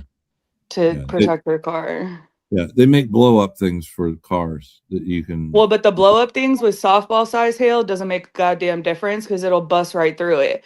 But the Right. pool noodles are more solid because that's what she had used, a blow up thing, and then her back window got busted out. And so she was like, I have to come up with something else. And so she like saw it on like Facebook or something, and so she did it and it worked. I mean, Yeah.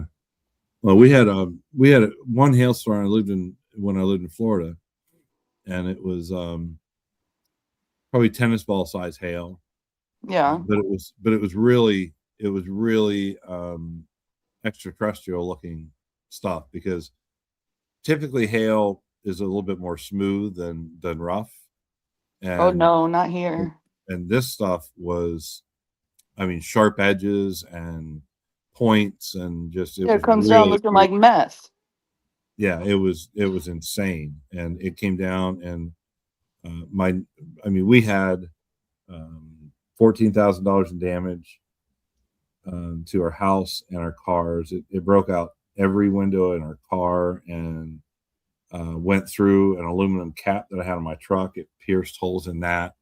But the wildest one was that my neighbor had 2 hailstones go through their roof, and it was a shingled roof, and had two hailstones go through their roof. I was like, holy shit. And started leaking in the house? Well, or like the attic area? That happened to my brother. No, it went through the roof and then it started leaking in the house. Yeah, Well, then it no, started raining in the house. It Or went hailing. through. It went through to the point where it cracked the seam in a drywall. That's how they knew it was there. And they went up and looked, and sure enough, there was 2 holes up there from the hail. But Oh it was no, the these same. holes were like gaping. You could see them from inside the house. Yeah, no, it didn't go through the drywall. It cracked it. You could see where there was damage to that. But it was the same hailstorm that broke their window out, and they had a waterbed, and a piece of the glass pierced the waterbed, so it flooded their fucking house too. And I was like, Oh man. no. I said, y'all need to start living better. That was a sad way to go down, just deflating waterbed, like panicking. How do I get up? They had to have waited till like most of the water was out to get up, because otherwise they'd just be slishing and sloshing. And my parents had a waterbed when I was little. Oh my god. Yeah, I had a couple of them. I think we popped it twice, and then they got a third one, and we popped the third one right before we moved. And they said when they move into a new house, they're not getting a fucking waterbed because they had 3 feral children. Which touche? I crashed a car when I was 2, so Well, good for you. I was feral. And then my brothers almost lit the house on fire when I was 4, so I think they were probably right. Yeah, I burned our woods down when I was. Well, at least you were outside. 5 or 6 or something like that, I guess. I don't know. We were singing the Deck the Halls song, and my brothers got too excited because, have you ever heard the remix, the Deck the Halls with gasoline, light a match and see it gleam, watch your school burn down to ashes, aren't you glad I played with matches? Nope, never heard of that. La la la la la la la la. I've heard of that part. Well, definitely familiar with that part. We almost burnt things down because of that song. Well, we had the halls with gasoline. Okay, sorry. We had a campsite that was we had 110 acres, and our house set in the middle of the field part of it. And we had about 45 acres of fields, 50 acres of fields, and the house set kind of in the middle of that. So it was, I don't know, maybe 120, 130 yards from the house back to the woods. And we had a campsite set up back there, me and my 2 brothers, when I was probably so cool. 6 or 7 years old. And there was a big maple tree or an oak tree. And that was kind of the foundation part of the campsite. It was all built with that incorporated into it. And we had the old dining room table and chairs out there. We had a storage box that was an old refrigerator storage box. It was plastic, and we could keep stuff back there and it would stay dry. Well, one of us got matches, and we weren't supposed to have matches, but we set up a campfire on the backside of the tree. And if you kept it really small, it was far enough away that they couldn't see that we had a fire going from the house. And one time in the fall, we were back there and had a little fire going, and I look up and here's a whole clump of dead leaves hanging down like 3 feet off the ground. And I take a stick out of the thing, and I thought, wow, I bet those will really burn. And boy, did they. It burnt like 2.5 acres of land and burnt a telephone pole. David. My parents had to pay for it, have replaced. And So you're the reason for global warming. Got it. absolutely, I did it all. Wow. I started the trend. You are the reason the iceberg started melting. Holy shit. Yeah, with one Holy man. shit. With And one this little whole time kid. we were blaming everything on Scott. Yeah, well, I think he telepathically told me how to do it. So this has been a game for you. You've just been a handler because you melted the icebergs. I got it. I see your game. I clock it. Absolutely. I am the handler man. No, it was what I was gonna say is Sorry. boy did we get our ass beat that night. I bet you did. Even though it was all me, it was a pretty big disaster for that area. We had volunteer fire department came and had to put it out, and That's a big fire. That's no was a small big thing. fire. Yeah, it could have been a lot worse, but they got there and took care of it pretty quickly, and still burnt a couple acres in the woods too. That's the amazing part, is they were able to get it out before it spread even further. But yeah, it was pretty Have you insane. checked on those woods? Did they grow back? Are they okay? Oh yeah, they're good. Yeah, they're fine. Okay, as long They're as they probably- grew back. They're probably super healthy, compared to everything else around it that hasn't. Oh had it. yeah, sure. Now twist it. Make it seem like you did them a Oh, favor. I Sure. gotta have some credit here, young lady. You gotta give me a little bit of credit. No, you don't need any credit. I'm never giving you credit for anything except taking care of the most precious human on the planet, Lisa. Yeah, I'm doing that. I guess With yeah, you get credit for that. You don't get credit for healthy trees in the woods because you caused a 2-acre burn. No. Yeah. Well, it has benefits. Come on now. A little credit. Anyhow. No, Yeah. it is kind of crazy though, because like we had a patch of land. Well, it was not a patch, it was a pretty big part of land, kind of like on the way to like between Houston and San Antonio. And it was a big, it's like a split lane highway, 2 lanes on each side. So it's 4 lanes split down the middle, and they just had these huge, just aisles and aisles of trees. It was so beautiful to drive through. And a fire hit it, burnt all that shit down, and it's finally starting to grow back. And it looks good, but it was crazy looking for a while. Yeah. Well, And I mean, it made a lot of people's senior pictures look a little bit weird because it was a really popular spot. But nobody gave up the spot. Like they just went and took pictures with the burnt trees instead of the regular trees. that would be weird. Well, I mean, there are a lot of things in nature that fire does help. So, like the redwoods, that's how they reproduce. Yeah. Oh my God, the redwoods are so pretty. I've been there, and it's just like it makes you feel how you should actually feel on this earth. Yeah, tiny. So small, Yeah. so insignificant, but also so powerful. Yeah. Because you exist on the same earth as something like that.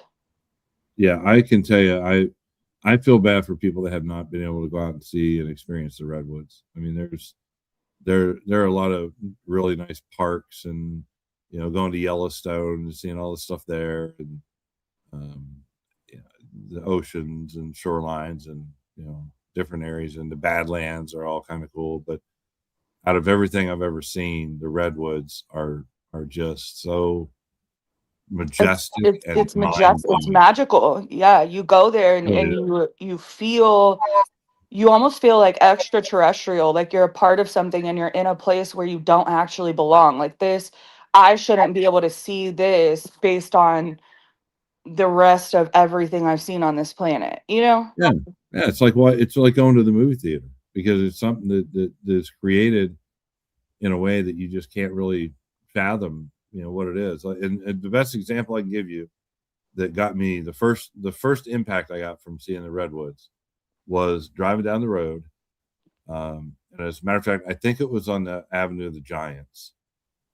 And you drive down the road, and anywhere in the country, everybody has seen trees that were cut down. You see the stumps, right?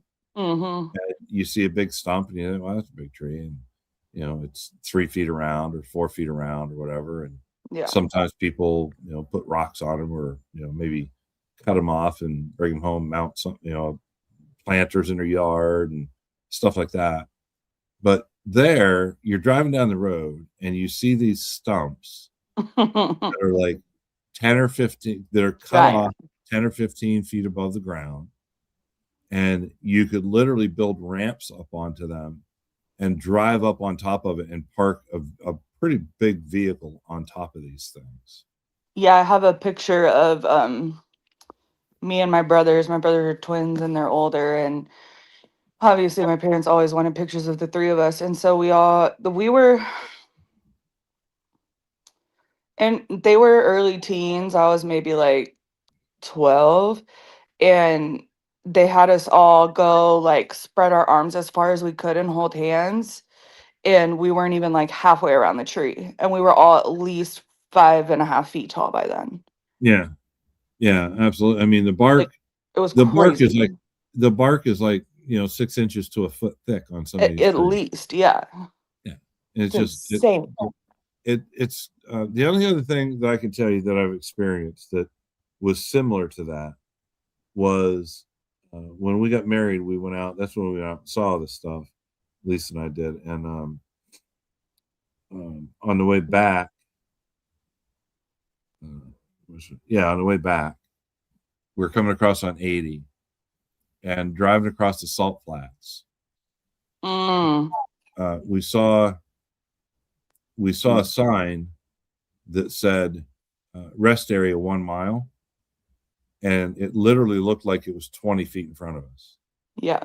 Because the scope of everything out there is so big. Yeah. So I mean, you can see at the Bonneville Salt Flats. I was gonna where say there's a reason it's called the Salt Flats. Like, yeah. Well, they the day we were there, it was supposed to be their big race that they had. yeah. And it would have been amazing timing, but the problem was that we had is the night before it rained like a half an inch of rain in the mountains, and it flooded the salt flats. So they couldn't race. So there was nobody there when we stopped there. But they have a sign there that talks about different stuff.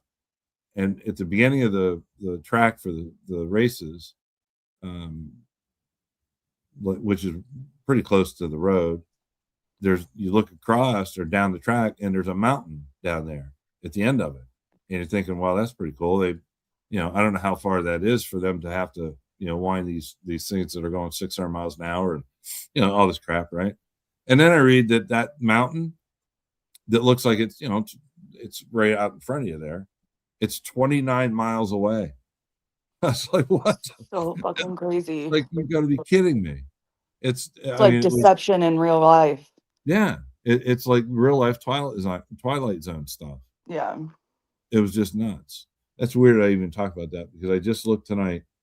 I just saw the Pepsi bottle and the Ziploc bag with the salt in there. No. Yeah. And that's from 24 years ago. That's cool. And it's still in there. It looks exactly the same now as the day we brought it home. But yeah, I brought some of the water home and it crystallized in the bottle. And Yeah. yeah. As it And should. That's what it's supposed to do. What's the matter? Okay. Yeah, I don't know. For the people that have been to the salt flats, my question is, did you taste it? Yes. Oh my God. Me and my brothers did, yeah. You just don't know the definition of salt until you've done that. No. It is the most No, insanely. we thought we were gonna be like so cool. Yeah. We tasted that shit And the Oh, rest man. of the day, we fucking regret it. Yeah, it stays with you forever. It is so dense of salt that And it's funny because our parents tried to tell us not to, and we were like, "No, we're in the salt flats. We're tasting it." And they were like, "Okay." yeah, that was an experience. I mean, it was, and I wasn't a little kid or anything either, but I just, we both did it. Man, I'll tell you what, I don't I don't know anything that even comes close to comparing. Nothing. Nothing comes close. I don't think you can get like a pure form of salt. Like it's like salt in its purest, most raw form. Yeah, and it's I'm sorry, enzyme. Yeah, it's so intense. It's off of any scale that you can even imagine. So Yeah. for anybody that hasn't been there, Oh, that I can like taste it in my mouth. I hate you for bringing that up. yeah, it is. It's like it comes back. Ugh. Yeah. Yeah, it was wild though. But yeah, that whole space, kind of a space continuum type feeling of how wide open things are. Because around here, like I said, it's really flat. It's not perfectly flat, but it's really flat. But you can only see, a half a mile or a mile away in any direction, really. But out there, shit, 50 miles away, looks like you can almost reach out and touch it. Like I said, the rest area thing that was a mile away, I Yeah. literally, when I saw the sign, I started to slow down because I thought the turn was right there.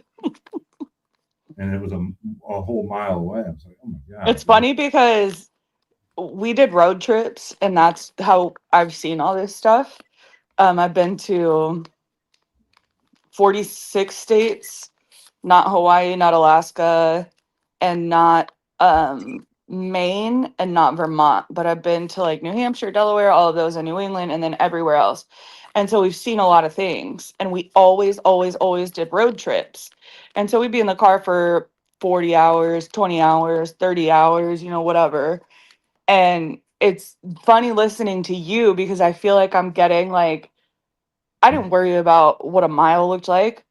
So like I'm getting like my parents' perspective versus what we were feeling, my brothers and I, when we were like in the car. It's kind of crazy for me. Right. Yeah.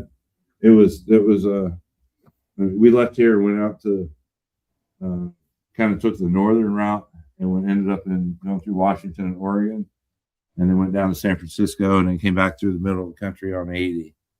And Yeah. we were gone for 21 days. Oh, so fun. And as a matter of fact, we were gone for 21 days and made one hotel reservation the very first night. That's what we did. We never stayed in hotels. Yeah. Well, we stayed in hotels, but we didn't make any reservations because we just decided right from the very beginning that we're gonna Stop where you land. Yeah, wherever we stop. If we wanted to drive, 500 miles, we did. If we wanted to drive 100 miles, we did. And it just was that way the whole way through.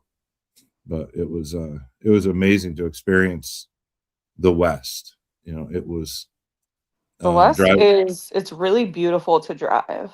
It is to drive and experience because you drive through you go through the Rockies and you end up, we spent like 2.5 days at Yellowstone, and we stayed in a primitive cabin at the east gate of Yellowstone. And so really quick. Yes. Really quick. Did you know that at Yellowstone, if you're an Eagle Scout, they'll let you like camp, like just go? No, because I was never an Eagle Scout. So my brothers and their two best friends that we grew up with, they did like a boys trip one year. This was years back. And they were in Yellowstone and they were going to camp, and then they weren't going to camp, and they couldn't find anywhere to camp. And then like a park ranger came up to them and they were like, oh, we couldn't find anywhere to camp for the night, whatever. And they were like, but we brought all our gear, we're Eagle Scouts. And he was like, oh, you're Eagle Scouts? Like you're allowed to just like pitch a tent, like wherever you want. That's cool. That would have been Yeah. awesome. So that's what they Yeah, so did. there are definitely some places where that would be an amazing experience. I mean, That's hell, what they even did. It was where insane. where we stayed was the Pahaska Lodge, which Mm. was Buffalo Bill's um, um, general store, or I forget what the whole thing was, but Yeah. these were cabins. They were extremely primitive cabins. They had maybe a dozen of them, So and fun. it was just outside the gate, the east gate. So it was like a 25 or 30 mile drive into the park from the gate to get into the main circle of Yellowstone. But we got up in the mornings, and a couple different times there was bears out there, and bear jams and stuff Yep. right outside the building. And there's signs when you go into the thing. It says make sure you have your toothpaste and some other things sealed really well, Yep. because bears like that. And and there was no protection. These were Nope. very, very primitive setups. But Such a cool experience. You know, it reminds me of that quote that like every, and this is kind of morbid, but it's kind of how I live my life, but every tombstone has a start and an end. And like so many people focus on that. And like my goal in life is to focus on my dash. Like I yeah, just want to focus on the dash between those two numbers because that yeah. is where it's at. No, I was going to say the beginning and end don't really matter, because you don't remember either one of them very well, and you don't. But it doesn't, it matters while you're here. That's my thing. It's like you don't remember when you're born and you don't remember when you die. So Right. why focus on those two things when while you're here you can focus on that dash and just keep living your life. Like it's so important to have experiences, and like look, that was so long ago for you and you're still here reminiscing and like having good memories about it, and like Lisa's chiming in, like that is Yeah, it's good stuff. I mean, so important in life. the thing is that that's what defines people, is what you go through and what you experience. And Your to experiences, be able yeah. to go out and experience some of the stuff on the roads of this country and other. I mean, I would love to go around the world in different places too, but even just our country, going out west, there's so much diversity that you can experience that you can't experience anywhere else, and a lot of it you can't experience anywhere else in the world. Mm-hmm. The Badlands, there's nowhere else in the Oh, world that's like the Badlands. I remember taking the coolest picture of my parents, and uh, they're so lame. My mom looked at me and she was like, "We're gonna be bad while we're in the Badlands." And she starts making out with my dad, and she was like, "Take a picture," and then just keeps making out with him. And I was like, "You're fucking gross, Lisa. Fine." But it is like looking back now, I look at that picture, and now I'll always have that story with me, even after Yeah, they're gone. yeah, And so it's like stupid moments like that I'm like, that's the dash. Like yeah. I live for these moments that are just like worth remembering and make me feel better about existing on a daily basis. Yeah, it's always the best stuff. I mean, like for example, I was just talking about the Badlands, right? I mean, the Badlands it's like traveling to a different planet. You get to a certain point when you can't see anything else normal around you, but that all those formations and all, and it's just like being on a different planet. But also part of the Badlands is the prairie dog farm. Yeah. Our prairie dog, is it farm or ranch? Or I don't know if it's a farm or a ranch, but I know there's a yeah, goddamn lot of them. yeah. So we end up there. We went out together, and then we took the kids out to the Black Hills and stuff for like a long weekend. So we had Crunch and Munch and Pringles, and I got to tell you, Lisa and I both, when we just even think about it, we laughed so hard for it must have been 2 hours straight with these prairie dogs, because they would just act like total maniacs over a Pringles or a piece of Crunch Munch, and the kids are in the back seat, and they couldn't breathe. They were laughing so hard. There was a big fat one, and every time it would eat something, as soon as it was done, it would line up and stage for the next piece to come out the window, and the thing would just barrel roll every other one that was in its way, and he always got what he was going after, and it was just Sounds it like was Scott. insane. Yeah, it was nuts. But I mean, we were there for at least had to be 2 hours. So you've got all this majestic geography and all these rock formations Yeah, and the it's so mountains cool. and Mount Rushmore and all this crap. And here we are just going insane with these prairie dogs. And oh my God, just in the middle of all that, to have that much laughter and joy is priceless. I mean, really, absolutely priceless. Yellowstone's Memories where that stick with Hotel people forever. Well, that's really nice, GM Flower. What a way to rain on a great parade story here about a happy thing. She said that a while ago. Okay. I'm gonna say, holy crap. Great place for a serial killer to work. Yeah. Well, we were also on that trip at the hotel where The Shining was filmed. Also, the Timberline Lodge on Mount Hood in Oregon is where The Shining with Jack Nicholson, where that was filmed. And I've heard of it. I don't watch movies though, so I don't watch that many either, to be honest with you. But yeah, where he pokes his head through the thing with an axe and says, "Here's Johnny," and then he ends up frozen. I don't want to tell you the end, but now I'll tell you the end. He ends up frozen, dead, and somebody's got to clip Lisa in the background saying, "Here's Johnny," and add that to their soundboard somewhere. That was like epic. Yep, Here's Johnny in the most quiet, creepy, like distant voice. That's what she does. She completes me. That's for sure. But yeah, it's that was an interesting journey to that hotel and stuff. It's up right at the Timberline. Of course, that's where the name comes from. But it's on the Timberline of Mount Hood, and that's a pretty neat view and all that. It gives you a good perspective of the Cascades, very much so. But anyhow, Yeah. All right. Well, Auntie, I'll tell you what. It's what time? I don't know what time it is. It's almost 2:00. And Okay. so, I got my kids getting a bottle of water. Sorry for the noise. that's all right. Didn't hear a bit of it.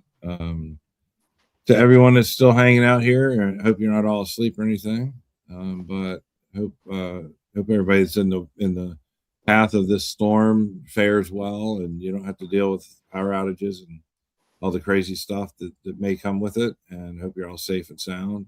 Yes, same. And to you too, for sure. Yeah, I'll be all right. I worry about old people and kids with terrible parents. That's always my concern at this time. So yeah, it's a valid concern. But anyhow, it was fantastic. I'm glad you came up. And I know this was fun. Just kind of talking about nothing. That's my favorite thing to do in the world. Same. I love just to talk. And the best part is that the people that don't need to listen to me get bored to death and fall asleep or leave, and other people hang out and usually have fun or learn something or otherwise. So always a little bit of fun. Otherwise, they wouldn't be here. Yeah, we try. I mean, it started out kind of heavy tonight, as far as the subject. I know I could not come up during that. I was like, no, I'm gonna wait. That's all right. Yeah, I mean, some people couldn't be in here on this stream because of that. Yeah, and that's okay. But I just to wrap up and circle back, I just hope everybody's really paying attention to everything and start making their way back to a good place sooner than later. I hope. But yeah. If anybody's gonna stay awake any longer, go check out LA and Portland. There's protests there that are on TikTok and YouTube. Yeah. Go support the people. People are pissed off and they're standing up. So good to see it too. And it is good to see it. And it's good to see it across the country, like because of one thing in one place, things are happening everywhere. And it's not one thing in one place, it's multiple things, but it's like this is the beginning of the unrest, the unruliness, that no, we're gonna fight back, we're gonna fuck you up. Like they're throwing the canisters, but they've all learned now after all these protests, like they're throwing the canisters back at ICE now, like they're Yeah. I So- think by sheer definition, the will of the people is starting to be seen, and what I mean by that very simply is it was 15 below in Minneapolis, and there were what 10,000 people out there. Yeah, That at takes- least. No, there was way more than 10,000 people. Well, when I saw it, the gathering looked like that, but It got I mean, really big. 15 below. I know. That's what I'm saying. mean, Is That takes a commitment. that's some pissed off people. Yeah. That's it. Uh-oh. See, here's the other side of me. Like, could I live in those conditions? Absolutely not. However, if I did, like if I was forced to be there, like at one point I was with a guy who was gonna go into the Canadian Football League and we were gonna go to like, I don't know, somewhere stupid that was like stupid cold. Mhm. And if something like that had happened You mean like there, Canada? no, yeah, but it was like some part of Canada that was like cold all the time. And I was like, I guess if this is your dream, yeah, clearly that didn't work out. Right. But if I lived there, like I would feel responsible almost if I didn't do something. And I feel like there's so many other people like that that it's like, okay, I'll put on every t-shirt I own and 7 jackets and go tell them to fucking kiss my ass. Like, Yeah. Well, I can tell you right now, even for us, with the situation we have and that we're in, I mean, it literally makes it impossible to go and do it. But it's hard not to go. We're 5 hours from there straight. I mean, it's just a straight drive across on the road we live on. Actually goes right to Minneapolis, St. Paul. yeah. And it's 5 hours, and I can't tell you how much I want to get in the van and go. I really wish that we were in a position we could do that. It's probably a good thing we're not, but it's I was gonna say, well, you know, I mean, because this is something that I think that everybody across the country needs to understand. This could be your town next. oh, Yeah, for sure. I mean, look, my tiny town, itty bitty teeny town. They're all over the place for the past 4 or 5 days.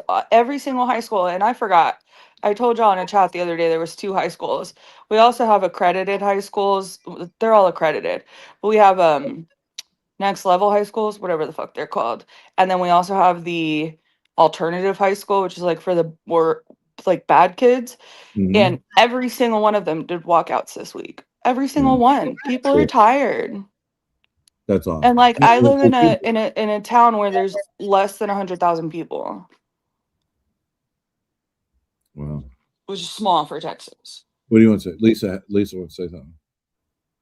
Sorry about the hearsay, but at least I didn't say red rum. Red rum. I don't know if you can hear her. She says sorry about. She's talking to Petty, I think, the most. But Yeah, she said, Petty sorry and about the DM. ears, but at least I didn't say red rum. Red rum. It's okay. The only time we'd actually have nightmares if we just heard Lisa in the back going, ah, then we might have actual nightmares. She's done that. Believe me, she's done. She's I done know. it. Laughing her ass off. Who's done it? But anyhow. That's hilarious. All right, Annie. I'm gonna get out of here. We, Yeah. 2 a.m. on the dot. Look at that. I talked just long enough. Perfect timing. So I appreciate you coming up. I'm really glad you did. It was nice to end this with a bunch of just nothingness and great conversation and talk. And we'll do this any number of times you want to. And Oh, for anybody sure. else wants to come up and do this, it's great. So chat, appreciate you hanging out and participating and contributing and everybody hang in there. I think in the end, this all feels really heavy right now, but I think time will straighten out things as it needs to, and Yep. it'll come out good in the end. So I think it should be heavy, but we should also remember that with time and with continued activism. yeah, well, we have to.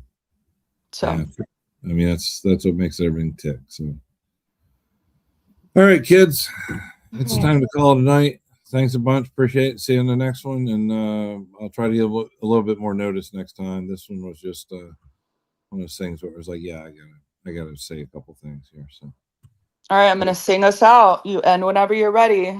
have at it. It's all yours. So long, farewell. I'll be to say goodbye. I hate to go and leave this precious sight. Dun, dun, dun, dun, dun, dun. Just kidding. Bye, everyone. I'll help you out. All right, Bye. dude. Take care, everybody.